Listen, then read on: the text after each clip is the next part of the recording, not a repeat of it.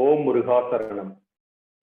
உலகெங்கிலும் பறந்து விரந்து கிடக்கும் பல நாடுகளில், பல கண்டங்களில், பல ஊர்களில் தொழில் நிமித்தமாகவோ அல்லது வேலை நிமித்தமாகவோ பல ஊர்களில் இருந்தாலும் பல நேரங்கள், அதாவது காலை மாலை இரவு நேரங்களானாலும் நம் கொங்கு சொந்தங்கள் அனைவரையும் ஒன்று கூடி ஒரு சேர இந்த காணொளி மூலம் பார்க்க வேண்டும் என்று ஓடோடி வந்துள்ள அனைத்து கொங்கு சொந்தங்களையும் வருக வருக என்று வரவேற்பது உங்கள் சகோதரர் வழக்கறிஞர் ராஜசேகரன், திருப்பூரிலிருந்து. சொந்தங்களே, இன்று நமது கேபிஎன் குளோபல் மற்றும் Kongu business network KPN association Tamil Nadu வழங்கும் 62வது காணொளி தொகுப்பு. 61 காணொளிகளை வெற்றிகரமாக கடந்து இன்று 62வது காணொளியில் மிகவும் ஒரு முக்கியமான ஒரு முத்தாய்ப்பான நாள் என்றே நாம் கூற வேண்டும். ஆம் சொந்தங்களே, ஒவ்வொரு காணொளியும் நமக்கு முக்கியமான ஒரு புதியதான ஒரு காணொளி தான். இன்றைய காணொளி அவை 61 காணொளிகளை காட்டிலும் மாறுபட்டது. என்ன மாற்றம், எவ்வாறு மாறுபடுகின்றது என்று நீங்கள் கேட்டீர்களானால், நமது கேபிஎன் காணொளி தொகுப்பில் இதுவரை தம்பதியராக ஒரு காணொளி நிகழ்வில் ஒரு சாதனையாளராக, ஒரு உத்வேகத்தில் எழுச்சி மிகு கொங்கு சமுதாயத்திற்கு பெருமை சேர்க்கும் விதமாக மற்றும் நம் கொங்கு சமுதாயத்தின் பால் அக்கறை கொண்டு இந்த காணொளியில் நமக்கு தம்பதியராக இன்று சிறப்பு விருந்தினராக கலந்து கொள்வது இந்த காணொளியின் ஒரு முக்கியமான ஒரு நிகழ்வாகும். ஆதலால் இன்றைய காணொளி நான் முன்பே கூறியது போல ஒரு முத்தாய்ப்பான காணொளி.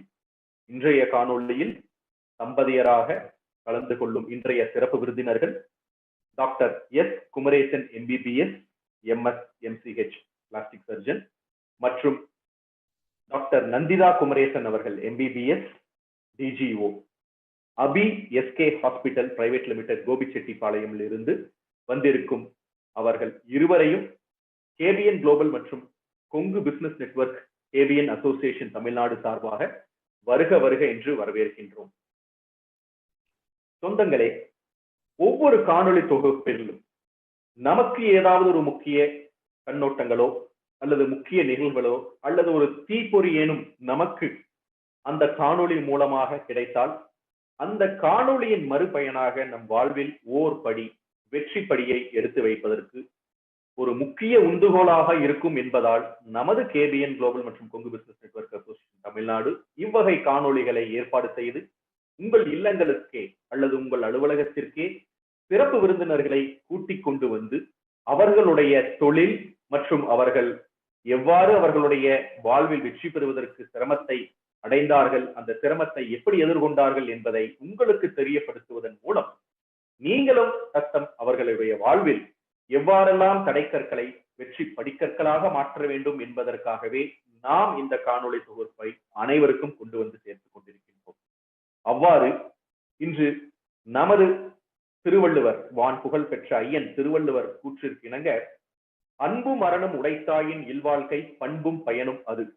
அதாவது ஒரு இல்வாழ்க்கையில் பண்புடையதாகவும் பயனுடையதாகவும் மாற்றுவதற்கு பிறர்க்கு செய்யும் அறவினைகளையும் அறவினைகளை உடைத்தாயின் அவ்வுடைமை அவர்கள் எவ்வாறு அவ்வாழ்க்கைக்கு முறையே தன்மையும் பயன் விளைவிக்கும் விதமாக மாற்றுவார்கள் என்பதற்கு சிறந்த ஒரு உதாரணம் இன்றைய சிறப்பு விருந்தினர் தம்பதிகள். ஒரு குறளை மட்டும் நாம் கூறிவிட்டு கடந்து போய்விட முடியாது. 2 சிறப்பு விருந்தினர்கள் இருக்கின்றார்கள் அல்லவா? ஆதலால் இன்றைய 62வது காணொளி நிகழ்வில் வள்ளுவர் வான்புகழ் ஐயன் கூறிய 62வது குறள், அருமையுடைத்தன்று ஆசாவாமை வேண்டும் பெருமை முயற்சி தரும் என்ற இந்த குறள் மிகவும் பொருத்தமான ஒரு குறளாகும். எவ்வாறு என்றால், ஒரு வினையை செய்தல் அந்த அருமையுடைத்தன்று அவர்கள் அந்த ஒரு நம்மால் முடியுமா என்று மனசாட்சியில் அவர்கள் தளர்வு அடையாமல் எந்த ஒரு நபரும் முடியும் என்ற ஒரு நம்பிக்கையுடன் முயற்சி செய்தால் அதில் வல்லமையும் பொருந்தி வெற்றி கிட்டும் என்று வான்புகழ் ஐயன் வள்ளுவர் கூற்றிருக்கினங்க.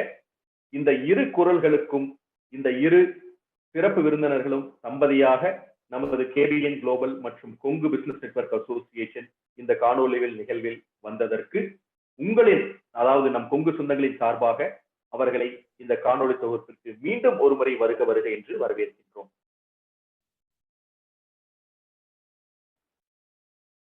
சொந்தங்களே, இன்றைய சிறப்பு விருந்தினரை பற்றி நாம் சிறிது தெரிந்து கொள்ள வேண்டும்.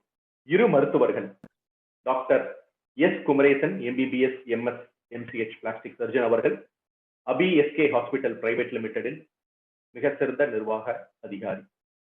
அவர் பள்ளி படிப்பை diamond jubilee higher secondary school கோபியிலும், எம்பிபிஎஸ் ராமையா மெடிக்கல் காலேஜ் பெங்களூரிலும், MS general surgery JJM medical college Davangere கர்நாடகாவிலும், MCh plastic surgery Madras medical college சென்னையிலும் பயின்று 2 தங்கப் பதக்கங்கள், அதாவது 2 gold medals in plastic surgery awarded by the Tamil Nadu doctor MGR medical university Chennai.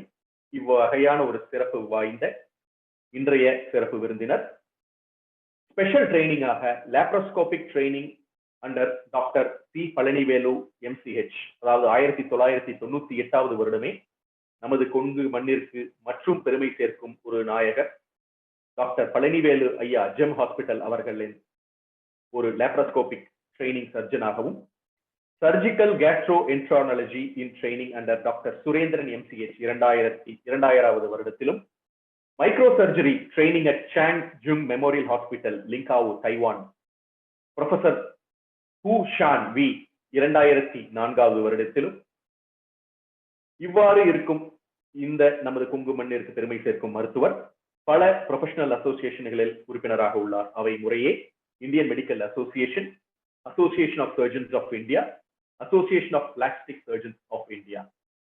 இவ்வகை உறுப்பினர்களாக இருக்கும் இந்த ப்ரொஃபஷனல் அசோசியேஷன்ஸில் இருந்து கொண்டு பல சாதனைகள், அந்த சாதனைகளில் முறையே சில சாதனைகள் உங்கள் பார்வைக்காக. Instrumental in delivery of multi speciality medical care in Gobi, ஒரு கிராமப்புறத்தில் இருக்கக்கூடிய அந்த இடத்தில் ஒரு மல்டி ஸ்பெஷாலிட்டி ஹாஸ்பிட்டலை நிறுவி மக்களுக்கு முறையான நன் மருத்துவம் கொண்டு சேர்ப்பதில் ஒரு பெரிய சாதனை பயின்று, then forearm replantation and scalp replantation in Gobi, அதாவது கை மற்றும் scalp replantation, இதை முறையே நமது மருத்துவர் நமக்கு விரிவாக கூறுவார். and expertise in laparoscopic surgery. இந்த வகை சாதனைகளை வைத்திருக்கும் இன்றைய சிறப்பு விருந்தினர்களில் ஒருவரான மெடிக்கல் டைரக்டர் அபி எஸ்கே ஹாஸ்பிட்டல் பிரைவேட் லிமிடெடில் பங்கு பெறும் டாக்டர் எஸ் குமரேசன் எம்பிபிஎஸ் அவர்களை நம் கேபிஎன் காணொலிக்கு வருக என்று மீண்டும் வரவேற்று, மற்றொரு சிறப்பு விருந்தினரான doctor Nandita Kumaresan MBBS DGO அவர்களை பற்றியும் ஒரு சிறிய முன்னுரை. தம்பதியர் அப்படின்னு முதலே சொல்லிட்டேன், அதனால் டாக்டர் குமரேசன் அவர்களின் இல்லத்து அரசி, அவர்களுக்கு கே ஆதித்யன் அவரும் மருத்துவர், கே அபிரூபா அவர்களும் மருத்துவராக பயின்று கொண்டிருக்கக்கூடிய 2 குழந்தைகள். இவருடைய எஜுகேஷனல், அதாவது படிப்பு MBBS at government Stanley medical college Chennai Tamil Nadu மற்றும் DGO government Madras medical college Chennai Tamil Nadu. இவர்களுடைய professional association Indian medical association and FOGSI. இவர்களுடைய அச்சீவ்மெண்ட்ஸ் என்னவென்றால் 15,000 மருத்துவ, அதாவது டெலிவரி பெண்களுக்கு மகப்பேறு மருத்துவராக இருந்து ஒரு டெலிவரி பிரசவம் 15,000ற்கு மேற்பட்ட பிரசவத்தை பார்த்து வெற்றிகரமான ஒரு சாதனையாளர். இவர் டைரக்டர் அபி எஸ்கே ஹாஸ்பிட்டல் கோபி செட்டிப்பாளையத்தில் பங்கு பெற்று மக்களுக்கு, பெரும்பான்மையான அந்த கிராமப்புறத்தை சேர்ந்த மக்களுக்கு ஒரு சேவை ஆற்றிக் கொண்டிருக்கும் இன்றைய சிறப்பு விருந்தினர்களில் இருவரில் இவர் ஒருவர் என்று உங்களுக்கு தெரியப்படுத்தி, இந்த தம்பதியரை கேபிஎன் குளோபல் மற்றும் கொங்கு பிசினஸ் நெட்வொர்க் சார்பாக வருக என்று வரவேற்று அவர்களுடைய உரையை தொடங்கும் முன்னர் ஒரு சிறிய காணொளி நம் சொந்தங்களுக்காக இதோ.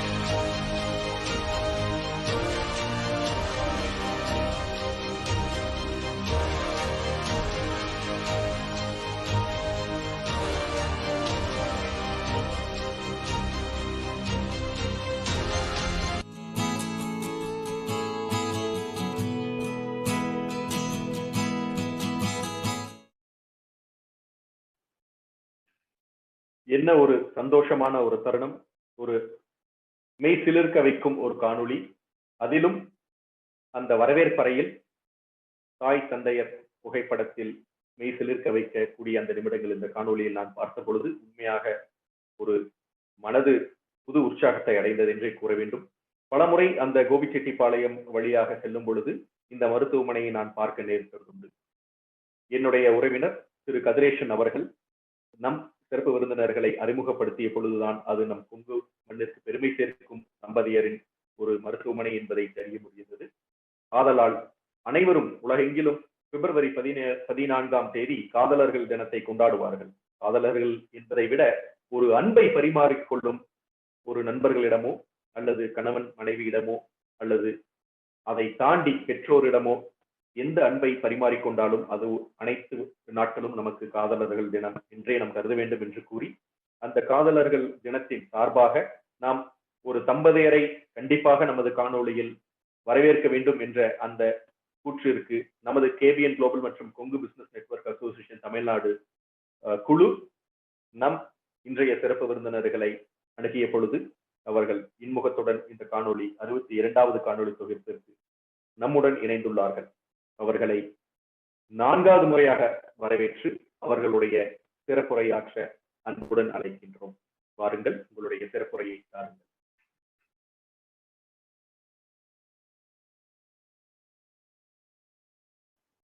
மைக் அன்மியூட் பண்ணிக்கலாங்க. மைக் மியூட்ல இருக்கு.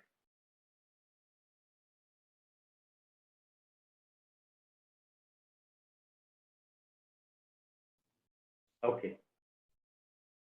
மனதாலும் உணர்வாலும் கொங்கு மண்ணில் வேரூன்றி உலகின் பல இடங்களில் தலைத்து விரிந்து படர்ந்து இருக்கும் நம் சொந்தங்கள் அனைவருக்கும் எங்கள் குடும்பத்தின் சார்பாக இனிய மாலை வணக்கங்கள்.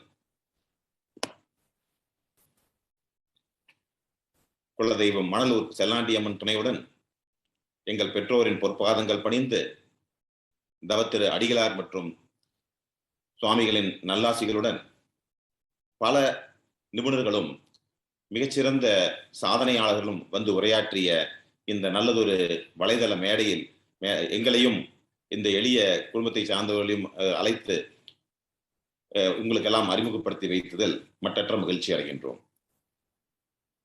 இந்த வகையில் எங்களை இந்த வலைதள குடும்பத்திற்கு அறிமுகம் செய்து எல்லோரையும் உரையாட வைத்த நமது அன்பு சொந்தம் திரு ராஜசேகர் அவர்களுக்கும், மலேசியன் சொந்தம் திரு பழனியப்பன் அவர்களுக்கும், திரு செழியன் அவர்களுக்கும் எங்களது மனமார்ந்த நன்றிகளை தெரிவித்துக் கொள்கின்றோம். பல சாதனைகளை படைத்தவங்க பேசின இந்த ஒரு மேடையில நமக்கும் ஒரு வாய்ப்பினை கொடுத்திருக்காங்களே, என்ன விஷயம், எதை நாம பகிர்ந்து கொள்ளலாம் அப்படிங்கிற போது திரு ராஜசேகர் அவர்கள் நீங்க ஒரு இந்த டாபிக்ல பத்தி பேசுங்க, அதாவது கிராமப்புறங்களில் ஆரோக்கியம் மற்றும் மருத்துவ வசதிகள் அப்படிங்கிறத பத்தி நீங்க பேசலாம் அப்படின்னு சொன்னாரு. இது அவரு எந்த விதத்தை அதை எடுத்தாருன்னு தெரியல எங்களுக்கு. பட் சில விஷயங்கள்ல ஒரு முன்னெடுப்பா நம்மளும் ஒரு தூண்டுதலா சில இடங்கள்ல இருந்தோம். அதன் காரணமாகவா அல்லது இந்த மருத்துவமனையை போக வர பார்த்ததாக சொன்னாரு, அதனால அதாவது இவங்களும் ஒரு சில விஷயங்களை சொல்ல முடியும் அப்படின்னு நினைச்சாங்களாங்கிறது தெரியல. பட் எங்களுடைய இந்த அனுபவத்தை பகிர்ந்துக்கிறதுல ஒரு மிக சந்தோஷமான தருணம் இது. இப்போ இந்திய சுதந்திரம் அடைந்து 75 ஆண்டுகள்ல மிகப்பெரிய வளர்ச்சி எக்கனாமிக் ரீசனா நம்ம வந்து முன்னேறி இருக்கிறோம் அப்படின்னு சொன்னோம்னா அது மிகையாகாது. காரணம் என்னவென்றால் இன்று இந்திய பொருளாதாரம் உலகிலேயே 6வது இடம், குறுகிய காலத்தில் 5வது இடத்தையும் எட்டிவிடும் என்ற சூழலில் மிகச்சிறந்த ஒரு வளர்ச்சியை நாம் அடைந்து கொண்டிருக்கின்றோம். இந்த வளர்ச்சி மருத்துவ துறையிலும் பரிமாறப்பட்டு கொண்டிருக்கின்றதா என்றால் நகர்ப்புற மருத்துவ கட்டமைப்புகளில் ஆம் என்றுதான் சொல்ல வேண்டும். ஏனென்றால் உலகளாவிய ஏற்படக்கூடிய அந்த முன்னேற்றங்கள் மற்றும் தொழில்நுட்ப வளர்ச்சி அனைத்தும் உடனடியாக இந்திய பெருநகர மருத்துவமனைகளில் பிரதிபலிக்கப்படுகின்றன. செவ்வனே மருத்துவ சேவைகள் செய்யப்படுகின்றன. மக்களும் அதை பெற்று பயன்படுகிறார்கள். பல நாடுகளிலிருந்து, ஆசிய நாடுகளிலிருந்து தமிழகத்திற்கும் மும்பை மற்றும் டெல்லி போன்ற மருத்துவமனைகளுக்கும் வந்து பயனடைகின்றார்கள். ஆனால் அதே மருத்துவ தொழில்நுட்பமும் வசதிகளும் கிராமத்தையும் சென்றடைகின்றதா என்றால் சற்று நாம் யோசித்துத்தான் பதில் சொல்ல வேண்டும்.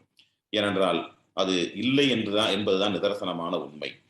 இது நமது நாட்டுக்கு மட்டும் உரித்தான ஒரு சமாச்சாரம் இல்லை. வளர்ந்த மேலை நாடுகளிலும் இந்த இந்த பிரச்சனை இருக்கத்தான் செய்கின்றன. அதுக்கு பற்பல காரணங்களும் இருக்கின்றன. ஸோ இதை மனதில் கொண்டுதான் உலக சுகாதார நிறுவனம் அனைவருக்கும் ஒன்றை போன்ற மருத்துவ சேவை கிடைக்கப்பட வேண்டும் என்பதற்காக ஹெல்த் ஃபார் ஆல் என்ற ஸ்லோகனை முன்னிறுத்தி மிகப்பெரிய ஒரு முன்னெடுப்பை நடத்தி வருகின்றார்கள். இருப்பினும் சில காரணங்களால் இதை சாத்தியக்கூறாக மாற்றுவதற்கு இயலாமல் இருக்கிறது. குளோபல் வில்லேஜ் என்று நாம் கூறுகிறோம். இன்ற எந்த இடமாக இருந்தாலும் எல்லாருக்கும் சமமாக எல்லாமே கிடைக்கின்றது என்பதை டிஜிட்டல் உலகம் சாத்தியமாக்கியது என்றாலும் இந்த தருணத்தில் மருத்துவ சாத்தியங்கள் சற்று குறைவாகத்தான் இருக்கின்றன. இதை பற்றி சில விஷயங்களை நம்ம அலசலாம் அப்படின்னு நான் இந்த உரையில யோசிச்சிருக்கோம். பிரச்சனைகள் அப்படின்னா எல்லா தொழிலுக்குமே மிக சவால்கள் இருக்கின்றன. பிரச்சனைகள் எதுவும் பிரச்சனை இல்லாத தொழில்கள் இல்லை. அது போலத்தான் கிராமப்புற மருத்துவ சேவையும் அப்படின்னு நம்ம வச்சுக்கலாம். இந்திய திருநாட்டை பொறுத்த வரைக்கும் 65% மக்கள் இன்றைய சமீபத்திய கணக்கெடுப்பின்படி கிராமப்புறங்கள்ல தான் வாழ்ந்துட்டு இருக்காங்க. ஆனா தமிழகம் எல்லாருக்கும் தெரியும், இந்தியாவிலேயே மிகவும் அர்பனைஸ்ட் ஸ்டேட், அதாவது நகர்மயமாக்கப்பட்ட மாநிலங்கள்ல பெரிய மாநிலங்கள் எடுத்துக்கொள்ளும் போது தமிழகம் தான் இந்தியாவிலேயே முதலிடத்தில் உள்ளது. அதாவது 48% 50% மக்கள் நகர்ப்புறங்களில் தமிழகத்தில் வாழ்ந்து கொண்டிருக்கிறார்கள். அப்படியே இருப்பினும் மீதி இருக்கக்கூடிய இந்த 50% கிராமப்புறத்தில் வாழக்கூடிய மக்களுக்கும் அந்த சேவை சென்றடைய வேண்டும் அல்லவா? அதனாலதான் இந்த ஒரு டாபிக் மிக முக்கியமானதாக அமைகிறது. இப்படி இருக்கும் பட்சத்தில் பெரும்பான்மையான மருத்துவமனைகளும் மருத்துவ கட்டமைப்புகளும் மருத்துவர்களும் நகர்ப்புறத்தை நோக்கியே சென்று கொண்டிருக்கிறார்கள். சமீப காலம் வரை அந்த மாதிரியான ஒரு ட்ரெண்ட் தான் நிலவி கொண்டிருக்கின்றது. காரணம் என்னவென்றால், நம்ம எல்லாரும் அறிந்ததே, நகர்ப்புற கட்டமைப்புகளை வடிவமைப்பதும் அங்கு நாம் வருவாய் ரீதியான நன்மைகள் பெறுவதும் பேஷன்ஸ் இன்ஃப்ளோ என்று சொல்லக்கூடிய அந்த வகையில சுற்று வட்டாரம் இருக்கக்கூடிய கிராமப்புற மக்கள் நகர்ப்புறத்தை நோக்கி செல்வதனால் வரக்கூடிய தொழில் ரீதியாக பார்க்கும்போது அந்த வகையிலும் அது நன்மை பயக்கக்கூடியது என்பதால் எல்லோரும் அதை நாடியே சென்று கொண்டிருந்தனர்.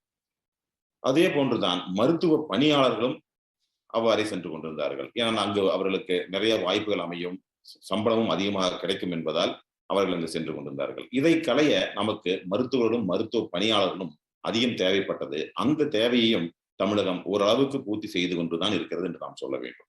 இன்றைய காலகட்டத்தில் 6500 7000 புதிய மருத்துவர்கள் ஒவ்வொரு ஆண்டும் தமிழகத்திற்குள் புதிதாக வந்து கொண்டு இருக்கின்றார்கள். அதே போன்று இது இந்தியாவிலேயே அதிகமாக வரக்கூடிய மாநிலங்களில் ஒன்றாக நாம் இதை எடுத்துக்கொள்ள வேண்டும்.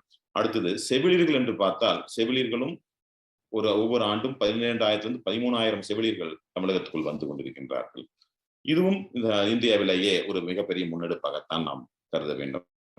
மக்கள் தொகை மருத்துவர்கள் சதவிகிதம் என்று உலக சுகாதார மையம் ஒரு குறியீட்டை வைத்திருக்கிறது. அதில் என்ன சொல்கிறது என்றால், கிராமப்புறம் வரை மக்களுக்கு எல்லா மருத்துவம் நல்லபடியாக சேர வேண்டும் என்றால் 1000 பொதுமக்களுக்கு ஒரு மருத்துவர் இருக்க வேண்டும் என்ற ஒரு குறியீட்டை முன்னெடுக்கிறார்கள். இந்த குறியீட்டை இந்திய திருநாடு சென்ற 2019 அடைந்து விட்டது. இது ஒரு மிகப்பெரிய முன்னேற்றம். ஆனால் நம்ம தமிழகம் 1000க்கு 1.6 என்ற கணக்கில் இன்னும் ஒருபடி மேல் சென்று அந்த முன்னேற்றத்தை எடுத்திருக்கிறது. அதே போன்று செவிலியர்களும் ஒரு மருத்துவருக்கு 1.7 என்ற கணக்கில் இருக்கிறார்கள். என்னதான் வளர்ச்சி அடைந்தாலும் இந்த செவிலியர்களும் மற்றும் மருத்துவ பணியாளர்கள் பற்றாக்குறை ஒரு பெரிய அளவில் நமது பகுதியில் இருக்கத்தான் செய்கின்றது. காரணம், மருத்துவர்களை நாம் அதிகமாக உருவாக்க வேண்டும் என்ற எண்ணம் இருந்த போதிலும் மருத்துவ பணியாளர்களும் அவர்களுக்கு உதவியாக இருக்கக்கூடிய செவிலியர்களையும் அதிகம் நாம் உருவாக்க வேண்டும் என்ற எண்ணம் முன்பு இல்லாமல் இருந்தது. இப்பொழுது அதுவும் நிறைவேறி கொண்டு வந்திருக்கிறது. இன்னும் நிறைய தேவை அதிலும் இருக்கிறது. ஆக இப்படியான வளர்ச்சியில் எண்ணிக்கையில் நாம் தன்னிறைவு அடைந்து விட்டோம். ஆனால் தரத்தில் கிராமப்புறங்கள் அது தாழ்வாகத்தான் இருக்கிறது. இதற்கு காரணம், ஒரு கட்டமைப்பை கிராமப்புறங்களில் நாம் உருவாக்குவதில் இருக்கக்கூடிய நிர்மாணித்தல் மற்றும் நிர்வாக செலவுகள், அதிலிருந்து வரக்கூடிய வருவாய் வாய்ப்புகள், இப்படி எல்லாம் பார்க்கும் பொழுது அந்த கட்டமைப்புகள் சற்று குறைவாகத்தான் இருக்கிறது. சரி, இப்போ கிராமப்புறங்கள்ல எப்படியான மருத்துவ சேவைகள் நடந்து கொண்டிருக்கின்றது அப்படின்னு நாம் பார்த்தோம்னா, இரு வகையான சேவைகள் மக்களுக்கு கிடைச்சிட்டு இருக்கு. ஒண்ணு அரசு சுகாதார மையங்கள், இன்னொன்னு தனியார் மருத்துவர்கள் அவரோட மருத்துவமனையின் மூலமாக. அரசுன்னு பார்த்தா அதுலயும் தமிழகம் ஒரு முன்னோடி மாநிலமா தான் இருந்துட்டு இருக்கு. தமிழகத்திலையும் கேரளாவும் இந்தியாவிலேயே நல்ல சுகாதாரத்தை மக்களுக்கு கொடுக்கறதுல முனைப்பா இருக்கிறாங்க. இதுல இப்ப மெயினா அவங்க கொடுக்கறது மருத்துவமனைகள் மூலமாகவும், ஆரம்ப சுகாதார நிலையங்கள் மூலமாகவும், துணை சுகாதார நிலையங்கள் மூலமாகவும் எல்லா பக்கமும் மலை கிராமங்கள் உட்பட ஒரு 5 கிலோமீட்டர் தொலைவிலேயே ஒவ்வொரு பிரஜைக்கும் அந்த மருத்துவ வசதி கிடைக்கும் வாய்ப்பு நம் இரு மாநிலங்கள்லயுமே இருக்குது. அதன் காரணமா தான் நம்ம என்னன்னா இந்த கொரோனா பெருந்தொற்று போன்ற காலங்கள்ல அந்த தொற்றை கட்டுப்படுத்துறதுக்கும், தடுப்பூசிகள் செலுத்துறதுக்கும், அதே போல அந்த நோய் பரவும் தன்மையை அறியறதுக்கும் ரொம்ப அருமையான ஒரு வாய்ப்பா அமைஞ்சது. அது செவனே செஞ்சுட்டு இருக்கிறாங்க. ஆக அடிப்படை மருத்துவ தேவை அனைவருக்கும் கிடைக்கக்கூடிய வாய்ப்பு நம்ம தமிழகத்திலையும், அண்டை மாநிலம் கேரளா மற்றும் சில மாநிலங்களையும் இது இப்போதைக்கு அமைஞ்சு வந்துட்டு இருக்கு. ஆனா அதுல ஒரு சுணக்கம் இருக்கத்தானே செய்யுது. காரணம் என்ன அப்படின்னு சொன்னா நிதிநிலை ஒதுக்கீடு மருத்துவத்துறைக்கு. அதைத்தான் நம்ம பெரிய விஷயமா நம்ம பார்க்க வேண்டியதா இருக்கு. இந்திய நாட்டினுடைய ஜிடிபியில 1.29% தான் நம்ம இந்த மருத்துவ செலவுகளுக்காக அரசாங்கம் ஒதுக்குது இந்த ஒவ்வொரு பட்ஜெட்லயும். இது இப்பதான் கொஞ்சம் கொஞ்சமா அதிகப்படுத்திட்டு நீண்ட நாளா 1% கூட இல்லாம கம்மியாக இருந்தது. இப்பதான் 1.29 விழுக்காடு ஒதுக்கீடு கொடுக்கப்பட்டிருக்கு. இந்த ஒதுக்கீடு மேலை நாடுகள், வளர்ச்சி அடைஞ்ச நாடுகள்னு சொல்றதெல்லாம் பார்க்கும்போது பல மடங்கு குறைவான ஒரு இதாத்தான் நம்ம பார்க்க வேண்டியதா இருக்கு. கடந்த 10 ஆண்டுகள்ல ஜனத்தொகை வளர்ச்சி நம்ம நாட்டுல பாத்தீங்கன்னா 13.25% நடந்திருக்கு. ஆனா அதே ஜனத்தொகையை காக்க வேண்டிய அந்த மருத்துவ ஒதுக்கீடோ 0.39% உயர்த்தப்பட்டிருக்கு. அப்ப நீங்க அதை புரிஞ்சுக்கலாம். ஏன் இந்த மருத்துவ நிறைய பேர் குறைகள் சொல்லுவாங்க, அரசு மருத்துவத்துறையில கொஞ்சம் சில சுணக்கங்கள் இருக்குது அப்படின்ட்டு. இது ஒரு முக்கியமான காரணமாக இருக்கலாம் தான் நாம நினைக்கிறோம். அதே மாதிரி அரசு செலவின பகிர்வு ஒவ்வொரு பிரஜைக்கும் ஆகிறதுல பார்க்கும்போது, ஒருத்தருக்கு நோய்வாய்ப்பட்டிருக்காரு, அவர் செலவு செய்யறாருன்னு பார்த்தா 27% தான் அரசு கிட்ட இருந்து நம்மளுக்கு கிடைக்குது. அதே சமயத்துல அவங்கவுங்க பாக்கெட்ல இருந்து செலவு செய்ய வேண்டிய அவசியம் 73% இருக்கு. 73% செலவை அவங்க தன் பாக்கெட்ல இருந்து சொந்த செலவா தான் நம்ம பண்ணிட்டு இருக்கோம். ஏன்னா நம்ம நாட்டுல எஜுகேஷன் மற்றதுக்கெல்லாம் செஸ் போடுற மாதிரி ஹெல்த்துக்குன்னு ஒரு தனி டாக்ஸ் மேலை நாடுல 8% வரைக்கும் ஹெல்த் டாக்ஸ் போடுறாங்க. அது மாதிரி நம்ம ஊர்ல அந்த மாதிரி டாக்ஸேஷன் ஃப்ரேம் கிடையாது. அரசும் பெரிய ஜனத்தொகை காரணமா பெரிய தொகுப்பு தொகையை ஒதுக்குறதுலயும் சிரமங்கள் இருக்கிறதுனால இந்த ஒரு பிரச்சனை வந்துட்டு இருக்கு. சோ ஒரு பர் கேபிட்டா இன்கம் ஒரு மனிதனுக்கு நம்ம ஊர்ல பார்த்தா 70 to 80% அவங்கதான் அவங்களுடைய சொந்த பாக்கெட்டு செலவு பண்றாங்க. இதுல இன்னொரு முக்கியமான விஷயம் என்னன்னு சொன்னா அந்த மருத்துவ காப்பீடு அவங்க போட்டுக்கிறதுலயுமே 70-75% எந்த ஒரு காப்பீடு வசதியும் இல்லாத மனிதர்கள் தான் நம்ம ஊர்ல எடுத்துட்டு இருக்கிறாங்க. இங்கேயும் நம்மளுக்கு அந்த செலவுங்க செய்யறது, கிராமப்புற மக்கள் செலவை செஞ்சு ஒரு மருத்துவத்தை எடுத்துக்கிறதுங்கிறது சிரமத்தை கொடுக்கறதுக்கு இது ஒரு முக்கியமான காரணமா இருக்கு. இதை கலந்து வரக்காகத்தான் அரசுகளும் சில விஷயங்கள் செஞ்சுட்டு இருக்கிறாங்க. என்னன்னு சொன்னா ஒண்ணு ஆயுஷ்மான் பாரத் அபியான் அப்படிங்கிற ஒரு திட்டம், முதலமைச்சர் மருத்துவ காப்பீடு திட்டம்னு தமிழகத்துல இருக்குது. இப்ப சமீபத்துல இன்னுயிர் காப்போம் 48 அப்படின்னு சொல்லிட்டு சாலை விபத்துகள்ல காயமடைஞ்சு உயிருக்கு போராடிட்டு இருக்கிற நோயாளிகளுக்கு அவங்க எந்த தரத்தை சார்ந்தவங்களா இருந்தாலும் சரி, காப்பீடு அட்டை இருந்தாலும் இல்லாட்டியும் சரி 48 மணி நேரத்துக்கு இலவச சிகிச்சை அளிக்கிறது, இப்படி பல திட்டங்களை அறிவிக்கிறாங்க. இதெல்லாம் அடித்தட்ட மக்களுக்கு அடிப்படை சேவையான மருத்துவத்தை கண்டிப்பாக கொடுக்க முடியுது. இப்ப அந்த முன்னேற்றம் இருக்கு. அதே சமயத்துல மேம்பட்ட ஒரு தொழில்நுட்பத்துல ஒரு ஹையர் லெவல் ட்ரீட்மெண்ட்ஸ் அப்படின்னு சொல்லக்கூடிய விஷயங்கள் செய்யறதுக்கு இது போதுமான அளவுக்கு இல்லை. ஏன்னு கேட்டா அந்த அரசு காப்பீடு திட்டங்கள்ல ஒதுக்கீடுகள் மிக குறைவாகத்தான் இருக்கு. அதாவது அரசு என்ன பண்றாங்க அப்படின்னு சொன்னா ஒரு காப்பீட்டு நிறுவனத்துக்கு இந்த இதை கொடுத்து அவங்கள அந்த ஹாஸ்பிட்டல் எம்பேனல் பண்ண சொல்லி அந்த ஹாஸ்பிட்டல் மூலமா செய்யறாங்க. அந்த அவங்களுக்கு கொடுக்கப்படக்கூடிய நிதி ஒரு லிமிட்டடான அமௌண்ட் இருக்கிறதுனால அவங்க மருத்துவமனையில் கொடுக்கக்கூடிய நிதியிலையும் ஒரு லிமிடேஷன்ஸ் வச்சுக்கிறாங்க. ஸோ ஒவ்வொன்றையும் கேப் பண்றாங்க. இந்த முறையான சிகிச்சைக்கு இவ்வளவு அமௌண்ட் தான் நான் ரீஇம்பர்ஸ் பண்ண முடியும் அப்படின்னு சொல்றதுனால நிறைய தனியார் மருத்துவமனைகள் கொஞ்சம் சுணக்கமாகத்தான் அந்த திட்டங்களை எடுத்து செய்யறதுல நினைக்கிறாங்க. காரணம் என்ன, ஒரு தரமான சிகிச்சையை அவ்வளவு குறைவான செலவு செய்ய முடியாது, என்ன பண்ணலாம் அப்படின்னு சொல்லிட்டு. இதுக்கு இன்னொரு காரணம் பாத்தீங்கன்னா இப்ப இந்தியா முழுவதும் செய்யப்படக்கூடிய ஆயுஷ்மான் பாரத் அபியான் அந்த திட்டத்துக்கு அரசுடைய ஒதுக்கீடு ஜிடிபியில 0.01%. இதனுடைய பயனாளிகள் யாருன்னு பாத்தீங்கன்னா 40% இந்திய மக்கள். எத்தனை கோடி பேர் 40% வர போறாங்க. அப்ப அவங்க ஒதுக்கி இருக்கிற அந்த காப்பீட்டுக்கு சந்தாவா கொடுக்கிற அந்த நிதி 0.01%. அப்படிங்கிற போது நீங்க உங்களுக்கே தெரிய வரும் அது எவ்வளவு கஷ்டம் அந்த காப்பீடு நிறுவனங்களால ரீஇம்பர்ஸ் பண்றது அப்படிங்கிறது. ஸோ இதெல்லாம் அரசு துறைகள்ல போயிட்டு இருக்கு. ஸோ இந்த சூழ்நிலையில தனியார் துறைகளினுடைய பங்களிப்பு மிக மிக முக்கியமான ஒரு சமாச்சாரமா இதில் உள்ள வருது. அதே சமயத்துல நிர்வாக செலவுகள்னு பாத்தீங்கன்னா, அரசு மருத்துவமனையில ஒரு தாலுகா ஹெட் குவார்டர்ஸ்ல 200 படுக்கைகள் கொண்ட ஒரு மருத்துவமனை நிர்வகித்து அதை மெயின்டைன் பண்றதுக்கும், அதே தாலுகால ஒரு 200 படுக்கைகள் கொண்ட ஒரு தனியார் மெயின்டைன் பண்றதுக்கும் பெரிய வித்தியாசம் இருக்கு. அதாவது தனியார் செய்யக்கூடிய மருத்துவமனையில செலவினங்கள் கம்மியாகுது. காரணம் என்ன? அது ஒரு மைக்ரோ மேனேஜ்மெண்ட். கவர்மெண்ட் சைட்ல பாத்தீங்கன்னா ஒரு மேக்ரோ மேனேஜ்மெண்ட் எல்லாத்துக்கும் தெரியும். கவர்மெண்ட் சைட்ல எவ்வளவு பேருக்கு ஒரு 200 பெட்டுக்கு ஒரு 60-70 பேர்த்த நம்ம அப்பாயிண்ட் பண்ணி அல்லது 200 பேர்த்த அப்பாயிண்ட் பண்ணி அவங்களுக்கான செலவுகள் எல்லாம் பாக்குற போது மிக அதிகமான செலவு கவர்மெண்ட்டுக்கு இருக்கு. ஆனா அது தனியார்ல ஒரு மைக்ரோ மேனேஜ்மெண்டா பண்ணும்போது ஒரு effective management of funds, man power utilisation இதெல்லாம் பார்க்கும்போது அது ஒரு கட்டுப்பாடா கொண்டு வர மாதிரியான ஒரு சூழ்நிலை அமையறதுனால தனியார்களால நல்லாவும் ஒரு மருத்துவமனை நடத்த முடியுது. அதே மாதிரி ஒவ்வொரு அரசு மருத்துவமனைய படுக்கைக்கும் ஒரு பெட் உருவாக்குறாங்க அப்படின்னு சொன்னா எவ்வளவு செலவாகுது அப்படிங்கிறது பாத்தீங்கன்னா மைண்ட் பாக்லிங்கா தான் இருக்கும். அதாவது இந்த செலவு கணக்கீட யாரும் பெருசா பண்ணினதாக தெரியல. டெல்லி அரசாங்கம் மட்டும் ஒரு கணக்கீடு எடுத்திருக்காங்க. அவங்க டெல்லி மாநகராட்சியின் சார்பா நடத்தப்படக்கூடிய மருத்துவமனைகள்ல ஒரு படுக்கையை வச்சு நாம நிர்வகிக்கிறதுக்கு என்ன செலவாகுது அப்படின்னு சொல்லி அவங்க பார்த்தாங்கன்னா, ஒரு ஜெனரல் வார்டு பெட்டுக்கு ஒரு நாளைக்கு 4000 ரூபாய்கள் செலவாகிறது அப்படின்னு சொல்றாங்க. அதாவது இந்த பெட்டுக்கானது மட்டும் இல்ல, அந்த பெட்டு அதுல வரக்கூடிய நோயாளிகள் கவனிக்கிற செவிலியர்கள், மருத்துவர்கள், அவங்களுக்கு கொடுக்க வேண்டிய உணவு மற்றும் அந்த ஹாஸ்பிட்டலுக்காக செய்ய வேண்டிய மற்ற சமாச்சாரங்க இதெல்லாம் சேர்ந்து ஒருங்கிணைச்சு பார்க்கும்போது ஆவரேஜா ஒரு நாளைக்கு ஒரு ஜெனரல் வார்டு பெட்டுக்கு 4000 ரூபாய் செலவாகுது அப்படிங்கிறாங்க. இது கணக்கெடுப்பு எடுத்தது 3 ஆண்டுகளுக்கு முன்னாடி.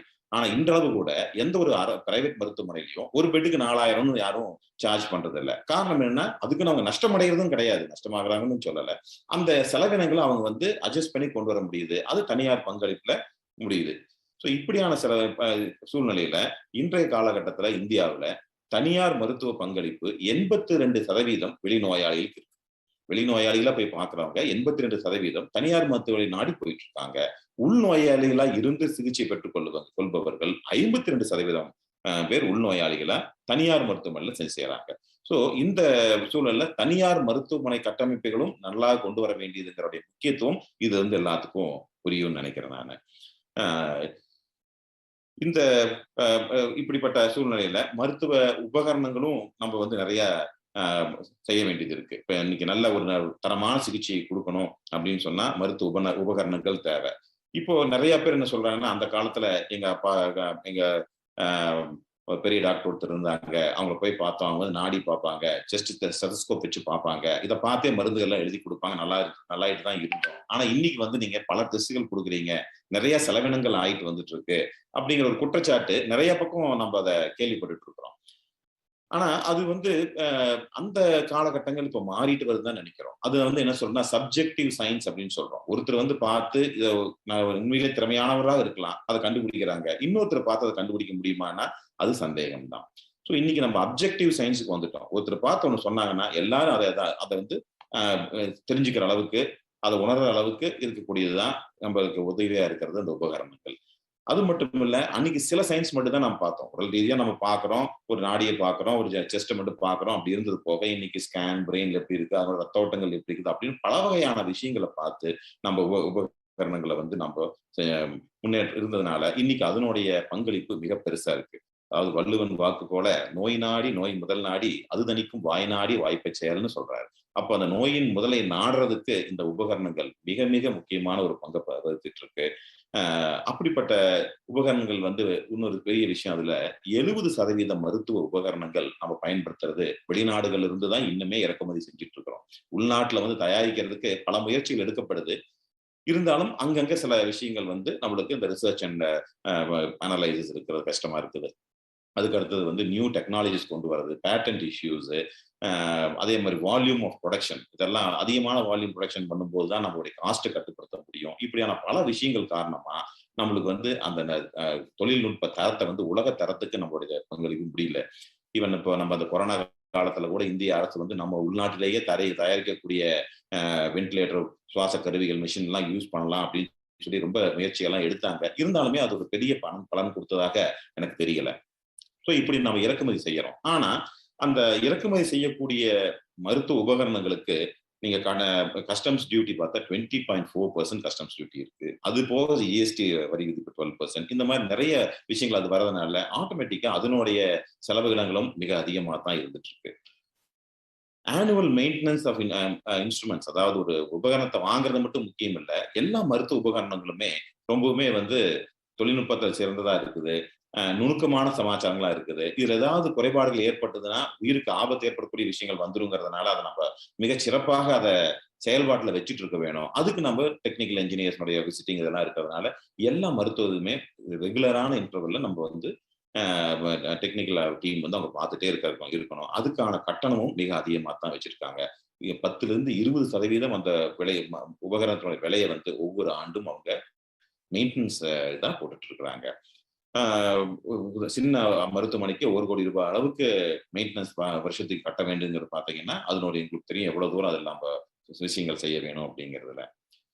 இது ஒரு பக்கம் உபகரணங்கள் சார்ந்ததாக இருக்கு. இன்னொரு பக்கம் காப்பீடு மனிதனுக்கு மிக மிக முக்கியமான கட்டமா இப்ப வந்துட்டு இருக்குது. ஏன்னா எல்லாத்துக்குமே தெரியுது மருத்துவ செலவு அதிகமாயிட்டே தான் போகுது. ஏன்னா நம்ம தரம் அதிகமா வேணும்னு நம்ம நினைக்கிறோம். அப்ப செலவுகளும் அதிகமாயிட்டு தான் போயிட்டு இருக்கு. அப்ப காப்பீடும் மக்களுக்கு இன்றியமையாததா இருக்கு. காப்பீட்டு நிறுவனங்கள் இப்போ நிறைய உள்ள வந்திருக்காங்க. நிறைய மக்களுக்கு சேவை செய்யணுங்கிற எண்ணத்துல வந்திருக்கிறாங்க. ஆனா எல்லா காப்பீட்டு நிறுவனமே என்ன செய்யறாங்கன்னா நேரடியா அந்த பலனை கொடுக்கறதில்ல. ஒரு சில நிறுவனங்களை தவிர அதிகப்படியான காப்பீடு நிறுவனம் என்ன பண்றாங்கன்னா தேர்ட் பார்ட்டியை தான் என்கேஜ் பண்றாங்க. அப்போ ஒரு காப்பீடு நிறுவனம் சந்தாவை வசூலிக்கிறாங்க. அவங்க தேர்ட் பார்ட்டிக்கு ஹேண்ட் ஓவர் பண்றாங்க. தேர்ட் பார்ட்டி எம்பேனல் பண்றாங்க மருத்துவமனைகளுக்கு அவங்க தான் செலவு கொடுக்குறாங்க. அப்போ இத்தனை எல்லா காப்பீடு நிறுவனமுமே கண்டிப்பா ஒரு வியாபார நோக்கில் தான் அவங்களும் ஆரம்பிக்க முடியல. அவங்களும் ஒரு பிசினஸ் ஹவுஸ் தான். அவங்களும் அந்த லாபத்தை பார்த்தா ஆகணும். ஸோ அப்போ அதெல்லாம் தாண்டி கீழே வரும்போது பார்த்தா அந்த பங்களிப்பு கம்மியாயிருது அப்படிங்கிறது எங்களுடைய மிகப்பெரிய வருத்தமா தான் இருக்கு.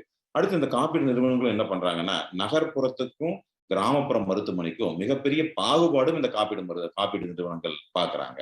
இப்ப ஒரே வியாதி ஒரே சந்தா ஒருவர் கட்டுகிறார் என்றால் அவர் கிராமப்புற மருத்துவமனை நோக்கி போனாங்கன்னா அவருக்கு ஒரு அமௌண்ட் கொடுக்குறாங்க.